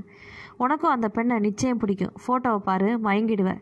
உனக்கு நேரில் அந்த பெண்ணை பார்க்குற ஆசை இருந்தால் அவங்க வீட்டுக்கே போய் பாரு. இல்லை முறையாக போய் பொண்ணு பார்க்கலான்னா பொறுமையாரு. அவங்க வீட்டோட விலாசம் கொடுத்துருக்கேன். இந்த கடிதத்தை பார்த்ததும் உடனே ஃபோன் பண்ணு. இந்த ஃபோட்டோவுக்காக கடிதம் இல்லைனாலும் ஃபோன்லேயே பேசியிருப்பேன். சரி, ஃபோட்டோவை பார்த்ததும் அக்காவை மறந்துடாத என்ன? பற்களை நரவென்று கடித்தாள் பிரியா. தன் வாழ்வுக்கு வில்லியாக வந்த நந்திதாவின் ஃபோட்டோவை சுக்கலாய் கிழித்தெறிந்தாள். தன் சந்தோஷத்திற்கு இடையூறாய் வந்திருந்த அந்த கடிதத்தை கடைசிக்கு வீசினாள். உள்ளம் எரிமலையாய் கொதித்தது. அதே சமயம் அறிவு விழித்து கொண்டு குரல் கொடுத்தது. சீப்பை எடுத்து மறைத்து வைத்தால் கல்யாணம் நின்றுவிடும் என்று மடத்தனமான எண்ணமாக்கும். ஃபோட்டோவையும் கடிதத்தையும் அடித்து விட்டால் முடிந்து விடுமா? சத்யா போகிறது அவனோட அக்காவோட இருப்பிடத்துக்கு. அங்கே போய் அவளோட ஃபோட்டோவை பார்க்க மாட்டான்றது என்ன நிச்சயம்? அந்த நந்திதாவை திருமணம் செஞ்சுக்க சம்மதிக்க மாட்டான்னு என்ன உறுதி? எறும்பு ஊற கல்லு தேயுமே. அவனோட அக்காவோட உபதேசத்தால் அவன் மனசு மாறாதுன்றதுக்கு என்ன உத்தரவாதம்? மடச்சி, ஏமாற போகிறது நீ தான். இப்போ என்ன செய்கிறது? எப்படி இதை நிறுத்துறது? எதை சொன்னால் இந்த கல்யாணம் நின்று போகும்? அந்த நேரத்தில் தான் பழிச்சிட்டது அவளுக்கு. ஆமாம், இப்படி செய்யலாமே. 1000 பொய்யை சொல்லி ஒரு கல்யாணத்தை நடத்துறது சரின்னும் போது ஒரு உண்மையை சொல்லி நிறுத்துறதுல தப்பு இல்லையே. உள்ளதை தானே சொல்ல போகிறோம். ஆமாம், அதுதான் சரியான ஆயுதம். எஸ், மொட்டை கடுதாசி. சாதாரணமாய் அது பொய்யைத்தான் உரைக்கும். ஆனால் இப்போது அந்த மொட்டை கடிதம் உண்மையை சொல்லி கல்யாணத்தை நிறுத்தப் போகிறது. என்ன எழுதலாம்? எப்படி எழுதினால் உரைக்கும் என்று யோசித்தாள் பிரியா. விஷயம் கொஞ்சம் மசாலா சேர்த்து சொன்னால் இன்னும் அதிர்ச்சியாக இருக்கும். என்ன? சத்யாவை கொஞ்சம் ஜொல்லு பாட்டியாக வேண்டும். அப்போதுதான் அவர் இருக்கும் திசைக்கே கும்பிடு போடுவார்கள். சத்யாவும் தப்பாக நினைக்க மாட்டார். அப்புறம் என்ன? தனக்கு தோன்றியதையெல்லாம் மலமளவென்ற ஒரு காகிதத்தில் எழுதி கடைசியில் அந்த பையனுக்கு கொடுப்பதை விட உங்கள் பெண்ணை ஒரு பாழும் கிணற்றில் தள்ளுவதே மேல் என்று எழுதியிருந்தாள். மறுபடியும் படித்து பார்த்தாள். கொஞ்சம் ஓவராகவே எழுதிட்டோமோ? சத்யாவோட இமேஜுக்கு பங்கம் வந்த மாதிரி இருக்குமோ என்று குழம்பியவள் உடனே சமாளித்து கொண்டு இருந்துட்டு போட்டுமே. சத்யாவை பற்றி எனக்கு தெரிஞ்சால் போதும். அவங்க யாரோ, அவங்க என்ன நினச்சா எனக்கு என்ன? இந்த திருமணம் நின்னா போதும் என்று அந்த கடிதத்தை மடித்து வைத்தாள். பிரவாகமாய் கொட்டிய மழையில் கூடிய வரைக்கும் முழுவதும் நனையாதவாறு ஓரமாய் நின்றிருந்த ஓல்வோ பஸ்ஸில் ஏறிக்கொண்டாள் நந்திதா. Seat number 15. தேடி பிடித்து அமர்ந்தாள் அவள். காலின் கீழ் ஏர்பேக்கை வைத்துவிட்டு ஜன்னலோரம் என்றாலும் திரையால் மூடப்பட்டிருந்தது. சோவென்று பொழிந்த மழையில் வெளியுலகமே மங்களாய் தெரிந்தது. துப்பட்டாவை எடுத்து தலைமேல் போட்டுக்கொண்டு சீட்டின் மேல் சாய்ந்து கொண்டாள். மழையினாலோ இல்லை பகல் பயணம் என்பதாலோ அவ்வளவாக பயணிகள் இல்லை. பயணிகள் சேரும் வரை பஸ் காத்திருக்குமோ என்னவோ. கை கடிகாரத்தை திரும்பி பார்த்தாள். மணி 10. எப்போ பஸ்ஸு கிளம்புமோ. பெருமூச்சு விட்டாள். சித்திக்கு தெரிவிக்கலையே, திடீர்னு போய் நிற்கணுமே. சர்ப்ரைஸ் தர வேணும்னு ஆசை தான். அப்புறம் சித்திக்கிட்ட நிதானமாக எடுத்து சொல்லணும். திருமணத்தில் எனக்கு நாட்டம் இல்லை சித்தி. எனக்கு பொதுமக்களுக்கு சேவை செய்யணுன்றது தான் குறிக்கோள். கல்யாணன்ற வலையில் சிக்கிக்க அவதிப்பட எனக்கு பிடிக்கலை. வேணாமே அப்படின்னு சொன்னால் சித்தி புரிஞ்சுக்க மாட்டாளா? அப்படி நடக்கும்ன்ற கொஞ்சம் நம்பிக்கை இருக்குது. திடீரென்று இதமான நறுமணம் நாசியை வருடியது. பாடி ஸ்ப்ரேயின் வாசனை தான். கூடவே பக்கத்து சீட்டில் அழுந்தியது போல் கிரீச்சொலி. கண்களை திறந்து பார்த்தாள். வாலிபன், அதுவும் அழகான வாலிபன் அமர்ந்திருந்தான். அவளுக்கு ஒரு மாதிரியாக இருந்தது. ஒதுங்கி அமர்ந்தாள். கூடவே சலிப்பும் ஏற்பட்டது. பெண் பயணியாக இருந்திருந்தால் சகஜமாய் அமர்ந்திருக்கலாம் தான். ஆண் பயணி, அதுவும் இளைஞன். ஆனால் இதை ஒரு குறையாக சொல்ல முடியுமா? என்னம்மா படித்த பொண்ணா இருக்க, இப்படி 10ஆம் பசலித்தனமாக பேசுறியே என்று சொல்வார் கண்டக்டர். இந்த காலத்தில் இதெல்லாம் சகஜம்தான். பேசாமல் இருப்பதே நல்லது. அந்த எண்ணத்தில் கண்களை மூடிக்கொண்டு சீட்டின் மேல் சாய்ந்து கொண்டாள் அவள். அரை மணி நேரத்தில் மலமளவென்று பயணிகள் சேர்ந்துவிட பஸ்ஸும் நிறைந்து விட்டது. உடனே புறப்பட்டும் விட்டது. பயணம் தொடங்கியது. 2 மணி நேரம் கழிந்திருக்கும். பக்கத்து சீட்டில் இருந்தவனின் செல் சினுங்கியது. ஹலோ, கூரியரா? வரலையே. அது விஷயமா நான் நேரிலே வந்து பேசுகிறேன். ஓகே. அவன் பேசியது காதில் விழுந்தது. இன்னும் அரை மணி நேரம் கழிந்தது. மறுபடியும் அவனது செல் முடங்கியது. எடுத்து பேசினான். இப்போது அவனது குரலில் உற்சாகம் தெரிந்தது. ஹாய், என்ன விஷயம்? அப்படியா? தப்பு இல்லைடா. யார்கிட்டேருந்து வந்துச்சு? அடடா, அனுப்பிட்டியா? சரி, லீவ் இட், நான் பார்த்துக்கிறேன். ஓகே. வேண்டாம் என்றாலும் காதில் வந்து விழுந்தன வார்த்தைகள். இப்படித்தான் தொடர்ந்து நொய் நொய் என்று செல்லில் அறுப்பானோ? துப்பட்டாவால் காதுகளை மூடி சுற்றி கொண்டாள் நந்திதா. எப்போது ஊர் போய் சேருவோம், எப்போது சித்தியிடம் நடக்கப் போகும் திருமண ஏற்பாட்டை நிறுத்துவோம் என்றிருந்தது அவளுக்கு. அந்த பரபரப்பில் பயணம் செய்த வாகனம் ஊர்வது போல் தோன்றியது. இந்த வேண்டாத பயணத்துக்கு காரணமான கல்யாண ஏற்பாட்டை வெறுத்தாள் அவள். பாவம், அந்த கல்யாண நாயகன்தான் தன் அருகே அமர்ந்திருக்கிறான் என்பதை அவள் உணரவில்லை. அத்தியாயம் 4. சத்யாவுக்கு இருந்த கவலையில் அருகில் ஒரு அழகான இளம்பெண் அமர்ந்திருப்பதையும் கவனிக்கவில்லை. மனம் அந்த அளவு குட்டையாய் குழம்பி போயிருந்தது. முதலில் போகும் காரியம் ஜெயிக்க வேண்டுமே என்ற தவிப்பு. அக்கா பிடிவாதமாய் இருந்து விட்டால் என்ன செய்வது என்ற கவலை. தன் காதல் திருமணத்தில் முடியுமா? பிரியா எனக்கு மனைவியாக வேண்டுமே என்ற துடிப்பு. இந்த டென்ஷனில் பக்கத்து இருக்கையில் யார் இருக்கிறார்கள்? ஆனா பெண்ணா என்றெல்லாம் எப்படி கவனிக்க தோன்றும்? அது போதாதென்று அக்காவிடம் இருந்து ஃபோன் வேறே. அந்த பெண்ணை பற்றி விலாவரியாய் விளக்கம். நந்திதாவாம். பேரைப்பார். உண்மையிலே என் காதலுக்கு நந்திதான். சென்னையிலே பணக்காரரான கேசவனோட பெரிய மகள். எம்எஸ்சி இன் மைக்ரோபயாலஜி. அவளோட சித்தி பூமா தான் இந்த பொண்ணை பற்றி சொன்னது. பெண் அவ்வளோ அழகு. அவளது ஃபோட்டோவை கூரியரில் அனுப்புனேன். நீ தான் பார்க்கல. பாத்தியோ? அப்படியே மயங்கிடுவேன். இத்தியாதி இத்தியாதி. கன்றாவி. மயங்கிடுவேனாமே. என் அன்பு காதலி பிரியாவை தவிர யாருமே எனக்கு அழகி இல்லை. என் ரம்பையும் ஊர்வசியும் கூட என் கண்ணு முன்னாடி பூஜ்யந்தான். அப்புறம் இந்த நந்திதா என்ன ஜுஜுபி. இப்படியெல்லாம் நந்திதா புராணம் பாடும் தமக்கியிடம் போய் பிரியாவை பற்றி சொல்லி எப்படி புரிய வைப்பது?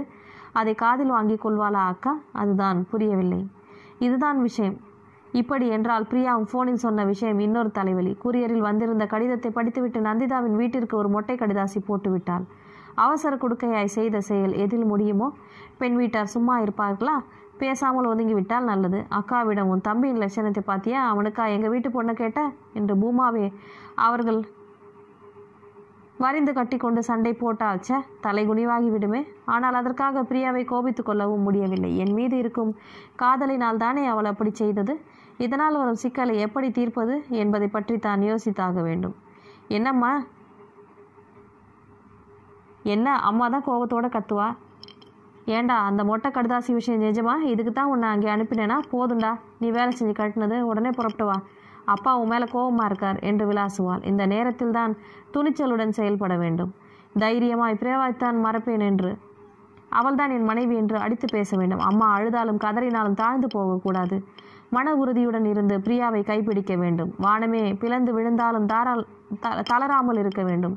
அவனது எண்ணத்தை எதிரொலிப்பது போல் வானம் பிளந்தது போல் இடி இடித்தது. ஆகாச கங்கையாய் கொட்டோ கொட்டென கொட்டியது.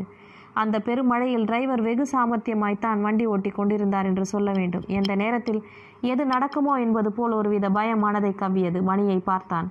7 மணி. வெளியே இருட்டாக தெரிந்தது. ஆங்காங்கே மரங்கள் தலைவிரி கோலத்தில் நின்று பயமுறுத்தின. ஏதாவது ஊர் நெருங்குகையில் மின்விளக்குகள் மின்மினி பூச்சிகளாய் இருட்டில் ஒளிர்ந்தன. எங்கே இருக்கிறோம் என்று புரிந்து கொள்ள முடியாத அளவு இருட்டு அடர்ந்து இருந்தது. அப்போதுதான் பக்கத்து சீட்டு பெண்ணை சரியாக பார்த்தான் அவன். கையில் ஒரு ஆங்கில நாவலை வைத்துக்கொண்டு அதில் ஆழ்ந்து போயிருந்தாள். அவளிடமிருந்து ஒருவித நறுமணம். பாடி லோஷனா இல்லை பவுடரா தெரியவில்லை. இதமாய் சுகமாய் அவனது மூக்கில் நுழைந்து மயிலிறகாய் நெஞ்சை வருடியது. பிரியா அருகில் வந்தால் நினைவு காதலியிடம் தாவியது. தலையில் சூடியிருக்கும் மல்லிகை வாசம், Gokul sandal powder, Lux soap வாசம் என்று கலவையாய் வாசனை வருமே. அந்த நினைப்பில் காதலிக்காக மனம் ஏங்கி தவித்தது. இப்போது என்ன செய்து கொண்டிருப்பாள்? என்னை பற்றி நினைத்து கொண்டிருப்பாளோ? வரும்போது நல்ல செய்தியுடன் வர வேண்டுமே என்ற எதிர்பார்ப்புடன் வழிமேல் விழி வைத்து ஆசையை காத்திருப்பாள். பாவம். கற்பனையில் அன்பு காதலி காத்திருக்கும் கோலத்தை கண்டபோது உற்சாகம் ஊறியது. எதையும் சாதிக்க முடியும் என்ற நெஞ்சுரமும் வந்தது. அந்த சந்தோஷத்தில் திளைத்து கொண்டிருந்த கணத்தில்தான் அது நடந்தது. தடால் என்ற சத்தம். எதிலோ பஸ் முட்டி மோதி நின்றதா இல்லை ஏதாவது பஸ் மேல் விழுந்ததா என்று தெரியவில்லை. ஆனால் அந்த சொகுசு பஸ் அப்படியும் இப்படியுமாய் ஆட்டங்கண்டு எதிலேயோ இறங்கி நின்றது. அந்த வேகத்தில் பஸ்ஸின் கண்ணாடிகள் சிலிர் சிலிர் என்று உடைந்தன. முன்பக்க கண்ணாடி சுக்கலாய் உடைந்து ஓட்டுநர் மேல் விழுந்தது. என்ன நடந்தது, ஏது நடந்தது என்று உணர முடியாத அதே வேளையில் ஐயோ, அம்மா, ஜீசஸ் என்று விதவிதமான வேதனை குரல்கள். கூடவே வீல் என்று அழுதிய குழந்தைகள். முன்புறம் சாய்ந்த நந்திதா கொஞ்சம் சுதாரித்து கொண்டதால் தோல்புறம் லேசாய் வலி மட்டுமே. பக்கத்து சீட்டில் அமர்ந்திருந்தவனுடன் இருந்து ஐயோ என்ற குரல் கேட்டதும் தான் அவனுக்கு நல்ல அடி என்று தெரிந்தது. அவன் நெற்றியை தடவி கொண்டிருந்தான். என்ன அடிச்சு என்று அவனிடம் கேட்டாள். மேலே இருந்து சூட்கேஸ் தலை மேலே நெத்தியில் விழுந்துருச்சு. சூட்கேஸோட உருளை உரசி காயம் பட்டிருக்கணும். சே, வலி தாங்க முடியல. ஏதோ விபத்துன்னு நினைக்கிறேன். உங்களுக்கு அடிக்கடி படலையே? லேசாக தோலில் வலி, அவ்வளோதான். இத்தனை நேரம் நல்லா தானே ஓடிட்டு இருந்துச்சு வண்டி. என்ன திடீர்னு ஆச்சுன்னு தெரியலையே. விபத்தோ என்னவோ. இருங்க, நான் போய் பார்த்துட்டு வரேன் என்று எழுந்து சென்றான் அவன். நந்திதாவும் ஜன்னல் வழியாக பார்க்க முயன்றாள். வெறும் கும்மிருட்டு மட்டுமே. பஸ்ஸுக்குள் சலசலப்பு.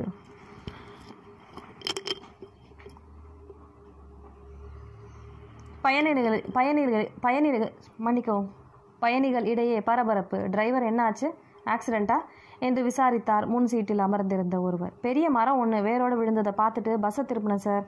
வண்டி பள்ளத்தில் இறங்கி முட்டுச்சவரில் மோதி நின்றுச்சு. தண்ணி வெள்ளமாக ஓடுது. பாதையில் மரம் குறுக்கே விழுந்திருக்கு. என்ன செய்கிறதுன்னு தான் தெரியல. அது சரி, நாம் எங்கே இருக்கோம் அதை சொல்லுங்கப்பா. பார்த்தா அத்துவான காடு மாதிரி இருக்கே. இந்த நேரத்தில் யார் உதவிக்கு வருவாங்க? அடைச்ச, இந்த மழை வந்தாலும் கஷ்டம், வரலைனாலும் கஷ்டம். அங்கலாய்ப்புடன் சொன்னார் இன்னொரு பயணி. நாம் மேட்டுப்பாளையத்தை தாண்டி வந்தாச்சு. குன்னூருக்கு போகிற வழியில் இருக்கோம். இருங்க, இந்த பக்கமாக யாராவது வர்றாங்களான்னு பார்ப்போம். சொல்லும் போதே பின்னால் வேறொரு பஸ் வருவது தெரிந்தது. இந்த பஸ்ஸின் நிலைமையை கண்டதும் நின்று விட்டது. கண்டக்டர் தலையில் கர்ச்சீஃபை போட்டுக்கொண்டு வந்து பார்த்துவிட்டு நிலைமையை புரிந்து கொண்டார். அந்த இரவு நேரத்தில் விழுந்த மரத்தை நகர்த்திவிட்டு பயணத்தை தொடர்வது என்பது இயலாத காரியமாக தெரிந்தது. பின்னாலேயே வந்த பஸ்களும் கார்களும் வரிசையாய் நின்றுவிட அங்கே டிராஃபிக் ஜாம் உண்டானது. கார்கள் மட்டும் வந்த வழியே திரும்பிச் சென்றன. பெரிய வாகனங்களால் அது முடியாதே. தவிர மழை பெருக்கத்தினால் வழியெல்லாம் வெள்ளக்காடாக இருந்தது. திரும்பிச் செல்வதும் கூட ரிஸ்கான விஷயமே. இப்போது என்ன செய்வது என்ற வழி தெரியாமல் திகைத்து நின்றிருந்தனர் பஸ் பயணிகள். கிட்டத்தட்ட 5 பஸ்ஸுகள். அதுவும் கடைசி பஸ்ஸில் வந்தவர்கள் வந்த வழியில் மரங்கள் சாய்ந்து விழுந்ததால் திரும்பிச் செல்வதும் சாத்தியம் இல்லவே இல்லை என்று சொல்ல அனைவருக்குமே பகீர் என்றது. பெண் பயணிகளுக்கோ குலை நடுக்கம். அதுவும் கை குழந்தைகளுடன் வந்தவர்களுக்கு அங்கமெல்லாம் அதிர்ந்தது. பத்திரமாய் ஊய் போய் சேருவோமா என்ற பதற்றத்தில் உறைந்து போய் அமர்ந்திருந்தனர். என்ன செய்வது, ஏது செய்வது என்று தெரியாத கலக்கத்தில் மேலும் 2 மணி நேரம் கழிந்தது. பஸ் டிரைவர் குன்னூர் பஸ் நிலையத்திற்கு செல்லில் ஃபோன் செய்து நிலவரத்தை சொன்னபோது மேலும் ஒரு திடுக்கிடும் தகவல் கிடைத்தது. நிலச்சரிவு ஏற்பட்ட காரணத்தினால் பஸ் போக்குவரத்து பாதிக்கப்பட்டுள்ளதாம். பாதையெல்லாம் மண்மேடாகி வழித்தடமே இல்லாமல் போய்விட்டது. ஆகையால் திரும்ப சென்று விடுங்கள் என்று நிலையத்தின் மேலதிகாரி சொன்னதும் அதிர்ச்சி. திரும்புவதா? எப்படி முடியும்? ஆங்காங்கே மரங்கள் பெயர்ந்து சாலையில் விழுந்து கிடக்கையில் திரும்புவதாவது? பாவம் பயணிகள் எத்தனை மணி நேரம் இப்படியே அமர்ந்திருக்க முடியும்? குழந்தைகளும் பசியுடன் இருக்கிறார்களே. தவிர அடிபட்டிருக்கும் பயணிகளுக்கு சிகிச்சை தர வேண்டாமா? யாரோ ஒரு பையனுக்கு மூக்கில் நன்றாக அடிபட்டு கொடகொடவென்று ரத்தம் வழிந்திருக்கிறது. டிரைவருக்கும் கண்டக்டருக்கும் பதபதைப்பு. இருவரும் கையை பிசைந்து கொண்டிருந்தனர். அந்த நேரத்தில் ஒரு இன்னோவா கார் வந்து நின்றது. விஷயம் அறிந்து அருகில் இருந்த ஊரின் பெரிய மனிதர் அவசரமாய் வந்திருந்தார். அனைவரையும் தன் ஊரில் தங்க வைக்க ஏற்பாடு செய்திருப்பதை சொல்லி அதற்காக மினி பஸ்கள் காத்திருக்கின்றன, இறங்கி வாருங்கள் என்று அழைத்ததும் அனைவருக்கும் போன உயிர் திரும்பி வந்தது போலிருந்தது. இந்த வனாந்தரத்தில் கொட்டும் மழையில் வயிற்று பசியுடன் இருக்க வேண்டுமே என்று தவித்த உள்ளங்களுக்கு அவர் சொன்னது நெஞ்சில் பாலை வார்த்தது போலிருந்தது. பயணிகள் அனைவரும் பரபரவென்று இறங்கி தங்கள் உடைமைகளை வாரி எடுத்துக்கொண்டு இறங்கினர். குழந்தைகளின் தலை மீது டவலை சுற்றி கொண்டு மழையில் நனைந்து காத்திருந்த வண்டிகளில் ஏறினார்கள். நந்திதாவும் சத்யாவும் தான். டிரைவரும் கண்டக்டரும் நல்லவர்கள். எதிர்பாராமல் ஏற்பட்ட அசௌகரியத்திற்காக மன்னிப்பு கேட்டுக்கொண்டதுதான் மனதை கரைய வைத்த விஷயம். எப்படியோ மழை நின்றும் இக்கட்டிலிருந்தும் தப்புவதற்கு வழி கிடைத்ததே, அது போதும் என்ற சந்தோஷ துள்ளலுடன் பயணிகள் புறப்பட்டனர். அது சின்ன ஊர்தான், கிட்டத்தட்ட கிராமம் என்றுதான் சொல்ல வேண்டும். 5 பஸ்களில் இருந்த சுமார் 200 பயணிகள் வேறு வழியின்றி அங்கங்கே தங்க வேண்டிய நிலைமை. அனைவரையும் ஒரு சின்ன கல்யாண மண்டபம் ஒன்றில் தங்க வைத்து அவர்களுக்கு அந்த இரவு நேரத்தில் சுட சுட பாலும் வாழைப்பழமும் பிஸ்கட்டும் விநியோகிக்கப்பட்டது.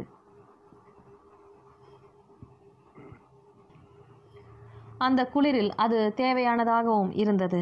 விடாத மழையினால் தரையெங்கும் வெள்ளப்பெருக்கம். ஊரெல்லாம் வெள்ளக்காடாயிருப்பதால் இப்போதைக்கு அங்கிருந்து செல்ல முடியாது என்று நன்றாகவே புலப்பட்டது. புறப்பட்ட நேரம் சரியில்லையோ என்னவோ, சரியான ராவு காலத்தில் புறப்பட்டிருக்க வேண்டும். அதுதான் இப்படியெல்லாம் தடங்கல்கள். அடைமழையில் புறப்பட்டது முட்டாள்தனம்தான். புறப்பட்டோமா ஊர் போய் சேர்ந்தாமா இல்லாமல் இப்படி நடு வழியில் சிக்கிக்கும்படி ஆயிடுச்சே, சலிப்புடன் நினைத்தன சில மனங்கள். மனிதன் இயற்கையை சிதைத்ததால் பதிலுக்கு இயற்கை மனிதனை வதைக்கிறது, தட்சால் என்று வேதாந்தத்துடன் பார்த்தன சில உள்ளங்கள். இதுதான் நடக்க வேண்டுமென்றால் அதை யாராலும் தடுக்க நிறுத்த முடியாது.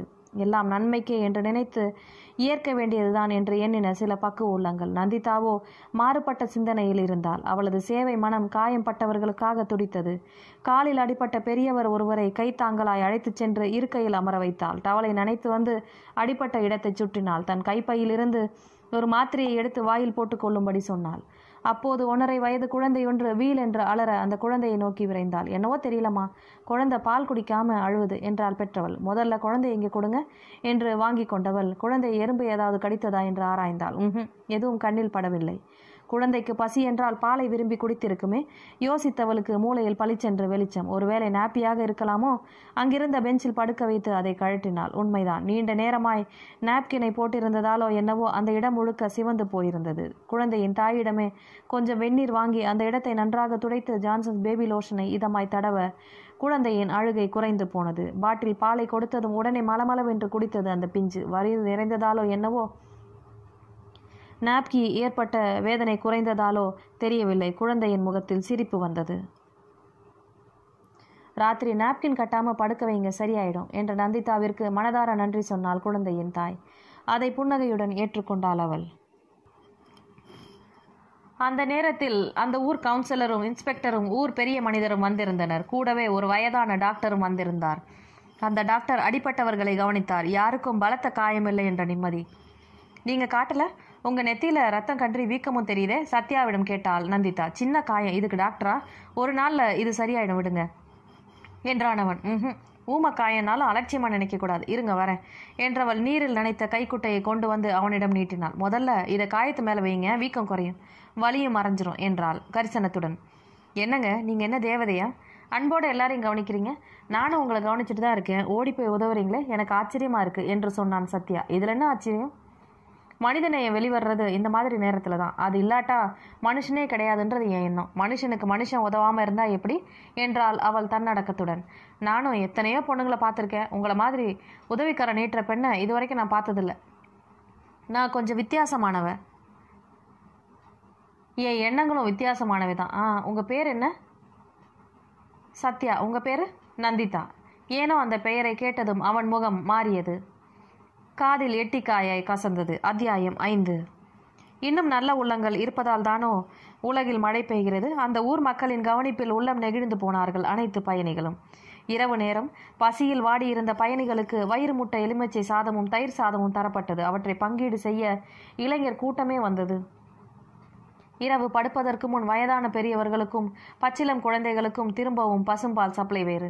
கிராமத்து பசும்பால் ஆயிற்று. வெகு சுவையாக கள்ளிச்சொட்டாக இருந்தது. எங்கிருந்து கொண்டு வந்தார்களோ அத்தனை பேருக்கும் படுத்துறங்க வசதியாக பாய்கள், தலையணைகள், போர்வைகள், இன்னும் கம்பளிகள் என்று வரிசையாய் வந்தன. அந்த ஊரில் நல்ல உள்ளங்களை போற்றினார்கள் பிரயாணிகள். அவர்களது விருந்தோம்பலில் மனம் பாகாய் கரைந்தது நிஜமே. அவசர காலத்தில்தான் மனிதர்களின் மனிதநேயம் வெளிப்படும் என்பது உண்மை. சத்யாவும் அப்படித்தான் நினைத்தான். தன் பயணம் இப்படி அரை வழியில் முக்கால் வழியில் நின்றுவிடும் என்பது அவன் எதிர்பாராதது. நாளைக்காவது இங்கிருந்து கிளம்ப முடியுமா என்று பார்க்க வேண்டும். டாக்ஸியோ வேனோ எது வேணுமானாலும் பிடித்து கொண்டு போய் சீக்கிரம் அக்காவை பார்த்துவிட்டு விஷயத்தை சொல்லிவிட்டு சென்னைக்கு போக வேண்டும். எனக்காக ஆசையாய் ஆர்வமாய் பிரியா காத்திருப்பாள். போய் நல்ல செய்தியாய் சொல்ல வேண்டும். அந்த நந்திதாவை பற்றிய கவலை இனி வேண்டாம், அது முடிந்த கதை. இனி நம்மை பற்றி யோசிப்போம் டார்லிங் என்று சொல்லி அவளது முகம் மலர்வது கண்டு ரசிக்க வேண்டும். ஆமாம், இந்த நந்திதா எங்கே காணோம்? வலிக்கு மாத்திரை கொண்டு வரேனாலே அவனது கண்கள் தேடின, சுற்றி அலைந்தது. வயதான கிழவிக்கு ஏதோ பணிவிடை செய்து கொண்டிருந்தவளை பார்த்ததும் வியப்புடன் நிலை குத்தி நின்றன. அதைவிட பிரமிப்பு அந்த ஊதல் காட்டில் நடுங்கிய மூதாட்டிக்கு தன் விலை உயர்ந்த ஸ்வெட்டரை கழற்றி அணிவித்ததுதான். உண்மையிலேயே தயால சிந்தனை தான், பரந்த மனப்பான்மைதான். சுயநலம் கொண்ட மனித பிறவிங்க மத்தியில் இத்தகைய மனிதர்கள் அபூர்வம்தான். கண்களில் ஆச்சரியம் தெரிய அவளையே பார்த்து கொண்டிருந்தான். உள்மனதில் அதை உணர்ந்தது போல் அவன் பக்கமாய் திரும்பிய நந்திதாவின் பார்வை அவன் மேல் விழுந்தது. ஐயோ, மறந்துட்டேனே என்பது போல் நெற்றியை ஒரு தட்டு தட்டிவிட்டு அவனை நோக்கி வந்தாள். சாரி மிஸ்டர் சத்யா, மறந்தே போயிட்டேன். இந்தாங்க, இந்த மாத்திரை வாயில் போட்டுட்டு நீர் குடிங்க, வலி தெரியாது, வீக்கமும் குறைஞ்சிரும் என்று மாத்திரையையும் மினரல் வாட்டர் பாட்டிலையும் நீட்டினாள். பரவாயில்லையே, உங்களுக்குள்ள ஒரு டாக்டர் ஒளிஞ்சிருக்காங்க போல, மருந்து மாத்திரை எல்லாமே தயாராக வச்சிருக்கீங்க என்றான் பரிகாசம் செய்வது போல். எல்லா அனுபவம் தான். எத்தனை மருத்துவ முகாமில் சர்வீஸ் செஞ்சுருக்கேன் தெரியுமா? அதனால் கொஞ்சம் தெரியும். அதாவது அடிப்படை மருத்துவம் தான், ஒரு அவசரத்துக்கு உதவுமேன்னு என்று சொல்லிவிட்டு சிரித்தாள் அவள். மனம் விட்டு சிரித்தவளின் முகம் அன்றளர்ந்த தாமரை போல் இருந்தது. இதழ்கள் விரிய அவற்றினூடே வெண்மணி பெற்கள் வெட்கத்துடன் எட்டி பார்க்க, கன்னங்களில் மினுமினுப்பு வர, கண்களில் மின்னல் டாலடிக்க, மொத்தத்தில் வானவில்லின் வர்ண ஜாலங்களைப் போல அழகானது ஒரு மாற்றம். அவனையும் மீறி அதை ரசித்தது மனம். ஆமாம், தூக்கம் வரலையா உங்களுக்கு என்று வினவினாள் அவள். புது இடமாச்சே, அதான் தூக்கம் வரல. உங்களுக்குமா? கண்ணை சுற்றிக்கிட்டு வருது, படுத்த உடனே தூங்கிடுவேன். இருக்காதா பின்ன? ஓய்வு இல்லாமல் மற்றவங்களுக்கு ஓடி ஓடி உதவி செஞ்சிட்ருக்கீங்களே, ரொம்ப களைப்பாக தான் இருக்கும். மற்றவங்கள போல் நீங்களும் ரெஸ்ட் எடுத்துகிட்டு இருக்கலாமே மிஸ் நந்திதா. மனசு வரல, என்னால் முடிஞ்ச ஒத்தாசை செய்யலாங்கிற எண்ணம், அதான் பார்த்துட்ருக்கு, சும்மா இருக்க முடியல. அதோ அந்த பாட்டிக்கு ஆஸ்மா, மூட்டு வலி, அவங்களால ரொம்ப நேரம் நிற்க முடியாதான், உட்காந்தா எழுந்துக்கவும் முடியாதான். என்னால் குனிஞ்சு மசாஜ் செய்ய முடியலம்மா. நாங்கள் கேட்டுட்டு சும்மா இருக்க முடியுமா? அவங்கக்கிட்ட தைலம் வாங்கி மசாஜ் பண்ணிட்டேன். இந்த மாதிரி பயனெல்லாம் முடியறது இல்லைம்மா. அதனால் ஆனால் பிள்ளைங்க புரிஞ்சுக்கிட்டா தானே வந்தே ஆகணுன்றாங்க அப்படின்னு புலம்புனாங்க. வயசாயிட்டா எல்லாமே கஷ்டமாயிடுதில்ல. அப்புறம் அந்த சின்ன பையனுக்கு காலில் அடியான், வழியில் அழுதான்னு அவன்கிட்ட இதமாக பேசி காலுக்கு இதமாக மருந்து தடவி தூங்க வைக்க வேண்டியிருந்துச்சு. ஏதோ நம்மளால் முடிஞ்சது. அது சரி, கல்யாணத்துக்கு பின்னாடி இதை தொடர்வீங்களா? உங்களோட எதிர்கால கணவனுக்கு சோஷியல் சர்வீஸில் விருப்பம் இருந்தால் பரவாயில்ல, கூடாதுன்னு சொல்லிட்டேன். அதுக்கு தான் நான் கல்யாணமே வேணான்னு சொல்லிட்டேன். மக்களுக்கு சேவை செய்கிறது தான் என் லட்சியம். ஆணித்தரமாக ஒலித்தது அவளது குரல். அடடா, இத்தனை வனப்பும் வீண்தானா? யாரோ ஒருத்தனுக்கு மனைவியாக இருந்தா இந்த அழகு என்னோட மனைவின்னு கர்வமாக அவளோட வனம் வருவானே. பாலை நிலத்தில் பௌர்ணமி நிலவோட ஒளி விழுந்த என்ன பிரயோஜனம்? அது மாதிரி தான் இந்த பொண்ணும் அதை உணரலையே, பாவம் என்று பரிதாபப்பட்டவன் அடுத்த கணமே தலையை உதறிக்கொண்டான். அடைச்ச, இவளை பற்றி கவலை எனக்கு என்ன? இவ யாரோ நான் யாரோ, பயண சந்திப்பு, ரயில் சிநேகித மாதிரி பார்த்தோம், பேசினோம், பிரிஞ்சோம், அவ்வளோதான். அதுக்கு பிறகு நினைவு கூட வராது. பின்ன எதுக்காக யோசித்து தலையை கெடுத்துக்கணும்? தவிர ஒவ்வொருத்தருக்கும் ஒரு லட்சிய கனவு இருக்கத்தான் செய்யும். இவளுக்கு இந்த மாதிரி என்ன பேச்சையை காணும் சத்யா? என் பேச்சை கேட்டால் இருக்கட்டும். உங்களுக்கு வாழ்க்கையில் லட்சிய கனவுன்னு ஏதாவது இருக்கா? இப்படி செய்யணும், இது மாதிரி நடந்துக்கணும்னு ஏதாவது? அதை கேட்டதும் அவன் திகைத்தான். லட்சிய கனவா? எனக்கா? தலையை சொரிந்து கொள்ளாத குறையாக யோசித்தான். அப்படி ஒன்றும் இல்லையே.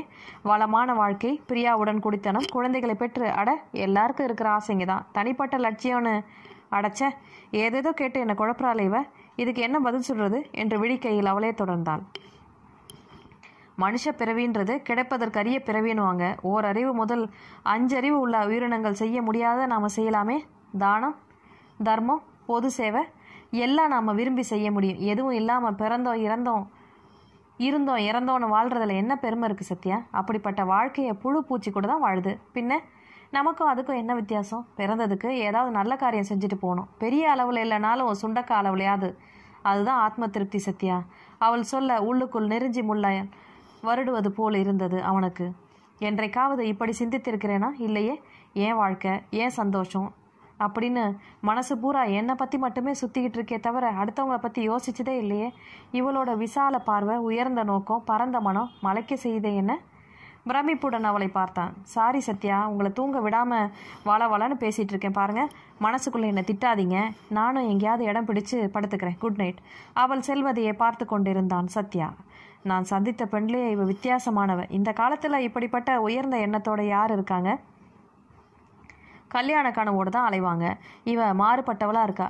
நந்திதாவை பற்றி நினைத்தவாறே அவன் உறங்கி போனான். அந்த உறக்கத்திலும் அவனுக்கு திடீரென்று விழிப்பு வந்தது. நிசப்த வேளையில் வந்த குழந்தையின் முனகலோ இல்லை அடிக்குரல் பேச்சோ எதுவோ அவனது தூக்கத்தை கலைத்தது. தலை தூக்கி பார்த்தான். அந்த பச்சிலங்குழந்தைக்கு கடுஞ்சுரமோ என்னவோ. முகத்தில் கவலைக்குறியுடன் குழந்தையின் தாயும் தந்தையும் அமர்ந்திருந்தனர். மணியை பார்த்தான். 2:30. டாக்டரை அழைத்து வரவும் முடியாதே. அவன் பார்க்கும்போதே ஒரு பிளாஸ்டிக் டப்பாவுடன் அங்கே வந்தாள் நந்திதா. குழந்தையின் அருகே அமர்ந்து டப்பாவில் இருந்த தண்ணீரில் கர்ச்சீஃப் போன்ற துணியை நனைத்து அதை குழந்தையின் நெற்றியில் போட்டார். ஜுரத்தை குறைக்க கோல் பேட் முறை இவளால் எப்படி முடிகிறது? உறக்கம் கலைந்தாலும் சோர்வை காட்டாது, முகம் சுளிக்காது எப்படி செய்ய முடிகிறது? கண்களில் வியப்பு தெரிய அவளை பார்த்தான். அதற்கு பிறகு எப்போது உறங்கினோம் என்று அவனுக்கே தெரியாது. மறுநாள் ஊர் பெரியவர் வந்தார். அனைவருக்கும் அவரது கவனிப்பில் சப்பாத்தியும் கிழங்கும் வழங்கப்பட்டது. கூடவே சுட சுட தேநீரும். அவர் சொன்னார், 11 மணி அளவில் பஸ் ஒன்றை ஏற்பாடு செய்திருப்பதாகவும், கோயம்புத்தூர், ஈரோடு, திருப்பூர் பயணிகள் ஊர் திரும்ப விரும்பினால் செல்லலாம். குன்னூர், கோத்தகிரி, ஊட்டிக்கு செல்பவர்கள் கொஞ்சம் காத்திருக்க வேண்டும். நிலச்சரிவு காரணமாக போக்குவரத்து தடைப்பட்டு இருக்கிறது. இன்னொரு மார்க்கம் வழியாக செல்ல ஏற்பாடு நடக்கிறது. கொஞ்சம் பொறுமையுடன் இருக்க வேண்டும் என்றார் அவர். சில பேர் ஏதாவது டாக்ஸி ஏற்பாடு செய்து தர முடியுமா என்று கேட்க அதற்கும் உதவுவதாய் ஒப்புக்கொண்டார் அந்த புண்ணியவான். பஸ் வந்ததும் கிட்டத்தட்ட 45 பேர் அதில் ஏறி சென்றனர். அவர்களில் கைக்குழந்தையின் பெற்றவர்களும் தான். நந்திதாவை வழி அனுப்பி வைத்தாள். சீக்கிரமே சென்று டாக்டரிடம் காட்டுவது நல்லது என்று ஆலோசனை தந்து அனுப்பினாள். பெரியவர் வந்து சொன்னாரே, கேட்டிங்களா நந்திதா? டாக்ஸிக்கு ஏற்பாடு செஞ்சு தர்றதா? அதில் போயிடலாம், வர்றீங்களா என்று கேட்டான் சத்யா. சுத்து பாதையில் போகலான்னு சொல்கிறாரு, வேறு வழி இல்லை, போயிடலாம் தான் என்றாள் அவள் பதிலாய். அப்போ தயாராகுங்க நந்திதா என்றான் அவன். இதோ வரேன் என்று சென்றவள் 10 நிமிடங்களில் எங்கேயோ எப்படியோ உடை மாற்றி கொண்டு வந்தாள். கத்தரிப்பூ நிறத்தில் சுடிதார் அணிந்திருந்தாள். தலையை அழகாக சீவி எடுத்து கிளிப்புக்குள் அடக்கியிருந்தாள். முகம் எந்தவித ஒப்பனையுமின்றி இருந்தாலும் வசீகரமாய் இருந்தது. மற்ற பெண்களைப் போல் இல்லாமல் எழுந்ததும் அழுது வடியாமல் பளிச்சென்று தெரிகிறாள் என்பதை ஒப்புக்கொண்டது அவன் ஆண்மனம். நான் ரெடி, டாக்ஸி வந்தால் புறப்பட்டு போயிடலாம். ஆனால் மனசுக்கு கஷ்டமாக இருக்குது சத்யா. இவங்களுக்கு உதவியாக இருக்காமல் புறப்பட வேணுமான்னு குறுகுறுக்குது. அதுக்காக எத்தனை நாள் இங்கே இருக்க முடியும்? அங்கே உங்கள் உறவினர்கள் உங்களை எதிர்பார்க்க மாட்டாங்களா? நல்ல வேலை, அவங்களுக்கு வர்றேன்னு சொல்லலை. சர்ப்ரைஸாக இருக்கட்டுமே நினச்சேன். அது நல்லதாயிடுச்சு. இல்லாட்டா என்னவோ ஏதோன்னு என்னை பற்றி பயந்து போயிருப்பாங்க.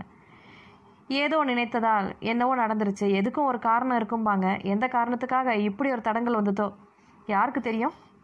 ஏன், உங்கள் சேவை மனப்பான்மைக்கு இது ஒரு சந்தர்ப்பமாக நினைக்கலாமே. இல்லை, நாம் சந்திப்புக்காகவும் இருக்கலாம் இல்லையா என்று அவன் இளநகையுடன் சொல்லவும் அவனை வியப்புடன் பார்த்தாள் நந்திதா. என்ன பார்க்குறீங்க நந்திதா? எல்லாமே நன்மைக்கு தான். பாருங்கள், உங்ககிட்டேருந்து கற்றுக்கிட்டது நிறையன்னு தான் சொல்லுவேன். சுயநலமாக சிந்திக்கக்கூடாது, முடிஞ்சவரை மற்றவங்களுக்கு உதவி செய்ய பார்க்கணும், பிரதிபலனை எதிர்பார்த்து எதையும் செய்யக்கூடாது, இத்தியாதி இத்தியாதி. அவனது பாராட்டில் முகம் சிவந்து போய் சொன்னாள் அவள். அப்படி ஒன்றும் பெருசாக நான் செய்யலை சத்யா. ஏதோ அணில் சேவையாக என்னால் முடிஞ்சது. பார்த்தீங்களா, இதையும் சேர்த்துக்கணும், இந்த தன்னடக்கத்தையும் சொல்லணும். ஐயோ வேணாமே சத்யா, என்னால் கேட்க முடியல.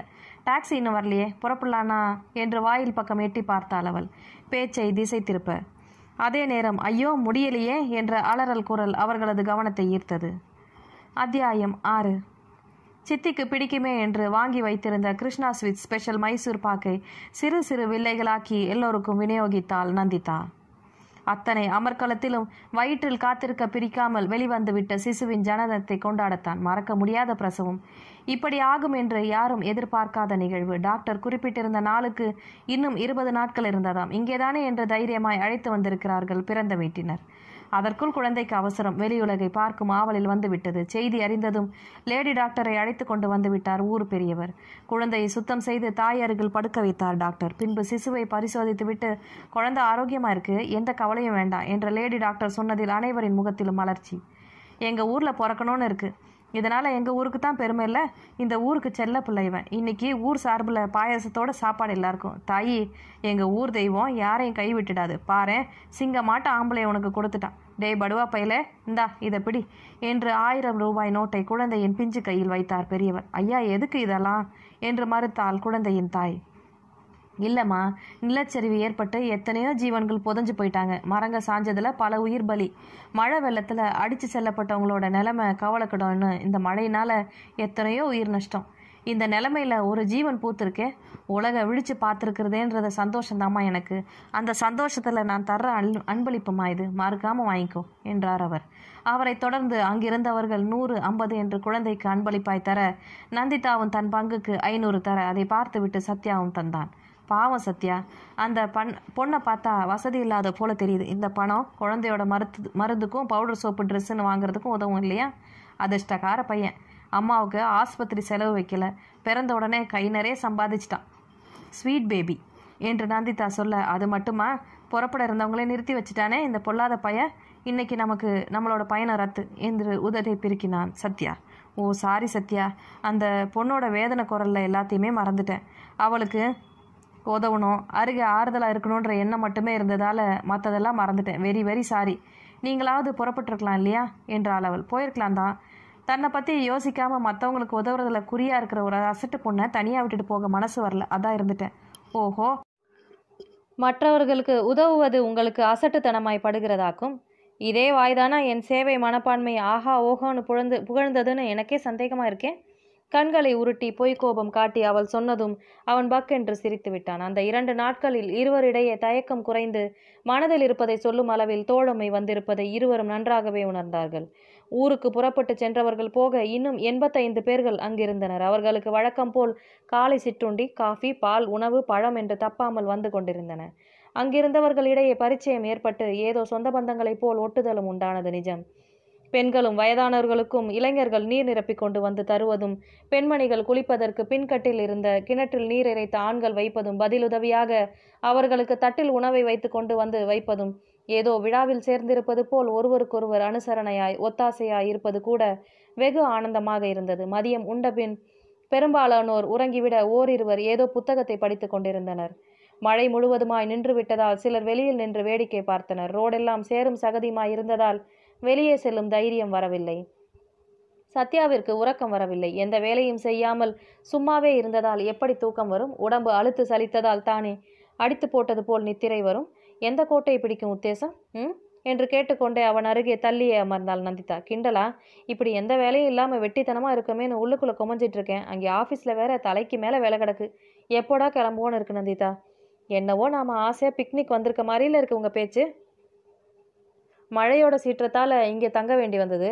இல்லாட்டா நாம் நம்ம வீட்டில் இருந்திருப்போம். வாழ்க்கையில் வர்ற நிகழ்வுகளை முகம் சுளிக்காமல் ஏற்றுக்க பழகிக்கணும் சத்யா. நீங்கள் என்ன படிச்சிருக்கீங்க நந்திதா? ஃபிலாசபியா? உங்கள் வாயிலிருந்து ஒரே தத்துவ மழையாக வருது. அதை கேட்டுவிட்டு சிரித்தாள் அவள். மைக்ரோபயாலஜி சப்ஜெக்ட் நான் படித்தது. படிக்க ஆசைப்பட்டது மாஸ் கம்யூனிகேஷன். அது அம்மாவுக்கு பிடிக்கலை. சயின்ஸ் சப்ஜெக்ட் தான் எடுக்கணும்னு ஒரே பிடிவாதம். அது சரி, உங்கள் சர்வீஸ் மனப்பான்மையை உங்கள் வீட்டில் வரவேற்கிறாங்களா இல்லை எதுக்குறாங்களா நந்திதா? அம்மாவுக்கு இதில் சுத்தமாக விருப்பம் இல்லை. அப்பா தான் எனக்கு சப்போர்ட்டு. அம்மாவோட ஒரே ஆசை என்னை இழுத்து மனமேடையில் உட்கார வச்சு கல்யாணம் செய்துணுன்றது தான். அது எல்லா அம்மாக்களுக்கும் வர்றதுதானே. என்ன சத்யா, வாழ்க்கைனாலே வெறும் திருமணம் மட்டுமா? சரி, அப்படி சம்சார சாகரத்தில் மூழ்கினவங்க அப்படி என்ன சாதிச்சிட்டாங்க சொல்லுங்கள்? குழந்தைங்களை பெற்று வளர்த்துங்கிறது எல்லாமே மற்ற உயிரினங்களில் கூட நடக்கிறது. நாம் வித்தியாசமாக நினச்சி செயல்படணும். மனுஷ உலகுக்கு என்னென்னவோ செய்ய முடியும், எத்தனையோ வழியில். அதுதான் என் குறிக்கோள். அந்த நேரத்தில் அவனது மனதில் பிரியாவின் நினைவு வந்தது. அவள் இப்படியெல்லாம் சிந்திப்பது உண்டா? இல்லை எல்லா பெண்களையும் போல கல்யாணம், கணவன், குழந்தைகள் என்று ஒரு சராசரி பெண்ணாய்? அடுத்த கணமே தலையை உதறிக்கொண்டான். அனைவரும் நந்திதாவாய் இருக்க முடியாதுதான். நந்திதா 1000ல் ஒருத்தி, வித்தியாசமானவள். இப்படித்தான் வாழ வேண்டும் என்ற குறிக்கோளுடையவள். அவளுடன் பிரியாவை ஒப்பிடுவது தவறு. பெருமூச்சு விட்டான் அவன். பிரியாவை பிரிந்து 2 நாட்கள் தான் ஆகியிருந்தது. ஆனால் மாத கணக்கில் பிரிந்திருப்பதைப் போல அல்லவா தோன்றுகிறது. சரி சத்யா, ரெஸ்ட் எடுங்க, நான் போய் என் வேலையை பார்க்குறேன் என்று சொல்லிவிட்டு நந்திதா எழுந்து சென்றதையும் உணராமல் பிரியாவின் நினைவில் ஆழ்ந்து கிடந்தான் அவன். சீதோஷ்ண நிலையின் மாற்றமா, இல்லை கிணற்றின் நீர் ஆகவில்லையோ? அன்று இரவு அவனுக்கு இருமலும் சளியும் வந்து அவதிப்பட்டான். லேசாய் ஜுரமும் அடித்தது. கம்பளியை இழுத்து போர்த்தி கொண்டு படுத்து விட்டான். நந்திதா தான் உடனிருந்து கவனித்து கொண்டாள். நேரம் பார்த்து மாத்திரைகள் கொடுத்து இடைவெளி விட்டு இருமல் மருந்து கொடுத்தாள். சுடுநீர் வாங்கி வந்து ஆற்றி தந்தாள். கடையிலிருந்து ஹார்லிக்ஸ் வாங்கி வந்து அதையும் கலந்து கொடுத்தாள். அவளது அக்கறையான கவனிப்பில் மனம் கரைந்து போனான் சத்யா. நீங்கள் எதுக்கு சிரமப்படுறீங்க நந்திதா என்று கொஞ்சம் கூச்சத்துடன் கேட்டான். ஏன், செஞ்சா என்ன? மற்றவங்களுக்கு செய்கிறது போல தானே உங்களுக்கும் செய்கிறேன். பேசாமல் படுங்க சத்யா என்றாள் அவள். அது இல்லை நந்திதா, எதுவும் பேசக்கூடாது. நீங்கள் இப்போ பேஷண்ட். சொன்ன பேச்சை கேட்டு சமத்தா தூங்கணும், புரிஞ்சிச்சா? போலியாய் மிரட்டினாள் அவள். அதை கேட்டு அவன் சிரித்தான். நான் என்ன ஜோக்கா சொன்னேன் சிரிக்க? ஒரு வேளை நீங்கள் கல்யாணம் பண்ணிக்கிட்டா? நான் தான் பண்ணிக்க போகிறதில்லன்னு சொல்கிறேனே. ஒரு வேளை நடந்தா பாவம் அந்த மனுஷன் பொட்டி பம்ப அடங்கி கிடக்க வேணும் போல. அதை கேட்டு முகம் சிவந்தாள் நந்திதா. சாரி, உங்ககிட்ட சலுகை எடுத்துட்டு அதிகமாக பேசிட்டேன் போல. சேச்சே, அப்படி இல்லை. நான் என்ன சொல்ல வந்தேன்னா என்றவன் தும்மல் வர 2 தடவை தும்மினான். பிறகு தான் சொல்ல வந்ததை தொடர்ந்தான். நீங்கள் கல்யாணம் செஞ்சுக்கிட்டா ஒரு நல்ல மனைவியாக நல்ல குடும்ப தலைவியாக இருப்பீங்கன்னு நினைக்கிறேன். கொஞ்ச நேரத்துக்கு முன்னாடி கணவனை அடக்கி வைப்பேன்னு சொல்லிட்டு இப்போ நல்ல மனைவிங்கிறீங்க. நீங்கள் சொல்கிறதுல எது நிஜம் தெரியல சத்யா. எப்படி இருந்தாலும் நான் கல்யாணம் செஞ்சுக்க போகிறதில்ல. எதுக்கு இந்த வீண் பேச்செல்லாம்? ஏன் ஏன் நந்திதா, எதுக்கு இந்த நிராசை பேச்சு? உங்களை மாதிரி ஒரு மனைவி அமைய ஒருத்தன் கொடுத்து வச்சிருக்கணும். ஆனால் என் லட்சியத்தை புரிஞ்சுக்கிட்டு அதுக்கு உறுதுணையாக இருப்பார்னு என்ன உத்தரவாதம்? அந்த நம்பிக்கை எனக்கு இல்லை சத்யா. அப்படிப்பட்ட ஆணை சந்திக்க நேர்ந்தா அப்போ ஒப்புக்கொள்வீங்க தானே? அத்தைக்கு மீச முளைக்கிட்டும் பார்க்கலாம் என்று சொன்னவள் சிரித்தவாறே அவனுக்கு போர்த்தி விட்டு சென்றாள். அவன் அவளையே பார்த்து கொண்டிருந்தான். மனமெல்லாம் விடாமல் அவளை பற்றியே நினைத்தது. எத்தனை நல்ல மனம்! பிரதிபலன் பாராமல் ஓடி ஓடி உதவுகிறாளே, இந்த காலத்திலும் இப்படி ஒருத்தி. அதோ தூங்காமல் அடம் பிடிக்கும் 5 வயது பாலகன் அருகே அமர்ந்து அவனிடம் இதமாய் பேசி அவனது அழுகை நிறுத்தி எதையோ சொல்லி சிரிக்க வைத்து கதையொன்றை சொல்லி சாமர்த்தியமாய் படுக்க வைத்து அவன் முகத்தில் புன்னகை உதித்தது. அன்பாலே எல்லோரையும் ஆட்கொண்டு விடுகிறாள். கல்யாணம் செய்து கொண்டால் நல்ல மருமகளாக இருப்பாள். மாமனார் மாமியாரை கண்ணுக்கு கண்ணாக பார்த்து கொள்வாள் என்பது உறுதி. புகுந்த வீட்டினரிடம் பாசத்தை காட்டுவாள். எந்த வீட்டிற்கு அதிர்ஷ்டம் இருக்கிறதோ, யார் பாக்கியசாலியோ, இப்படி ஒரு அருமையான குணவதியை மனைவியாக அடைய. ஒருவேளை பிரியாவை பார்க்காமல் இருந்திருந்தால் என் மனம் அசைந்து கொடுத்திருக்குமோ என்னவோ. இவளிடமே என் நெஞ்சை பழி கொடுத்திருப்பேனோ என்னவோ. அடுத்த கணமே திகைத்து போனான். ச்சே, இதென்ன கூத்து! மனசு தரிகட்டு போய் எங்கெங்கேயோ ஓடுதே. என் வாழ்வில் பிரியா மட்டுமே, வேறு யாருக்கும் மனசில் இடம் இல்லை. கண்களை இறுக மூடிக்கொண்டான். கண்களுக்குள் பிரியா வந்து சிரித்தாள். அவள் நினைவு தந்த ஏக்கம் நெஞ்சில் பிராண்ட அவன் சிகரெட்டை எடுத்து வாயில் வைத்து பற்ற வைத்தான். மிச்ச நாவலை அடுத்த பாகத்தில் பார்க்கலாம். இந்த வீடியோ உங்களுக்கு பிடிச்சிருந்தா லைக் பண்ணுங்கள், ஷேர் பண்ணுங்கள், சப்ஸ்கிரைப் பண்ணுங்கள். மறக்காமல் நோட்டிஃபிகேஷன் ஆன் பண்ணி வச்சுக்கோங்க. உங்களோட நிறை குறைகளை கமெண்ட் செக்ஷனில் பதிவு பண்ணுங்கள். நன்றி. அடுத்த வீடியோவில் சந்திக்கலாம்.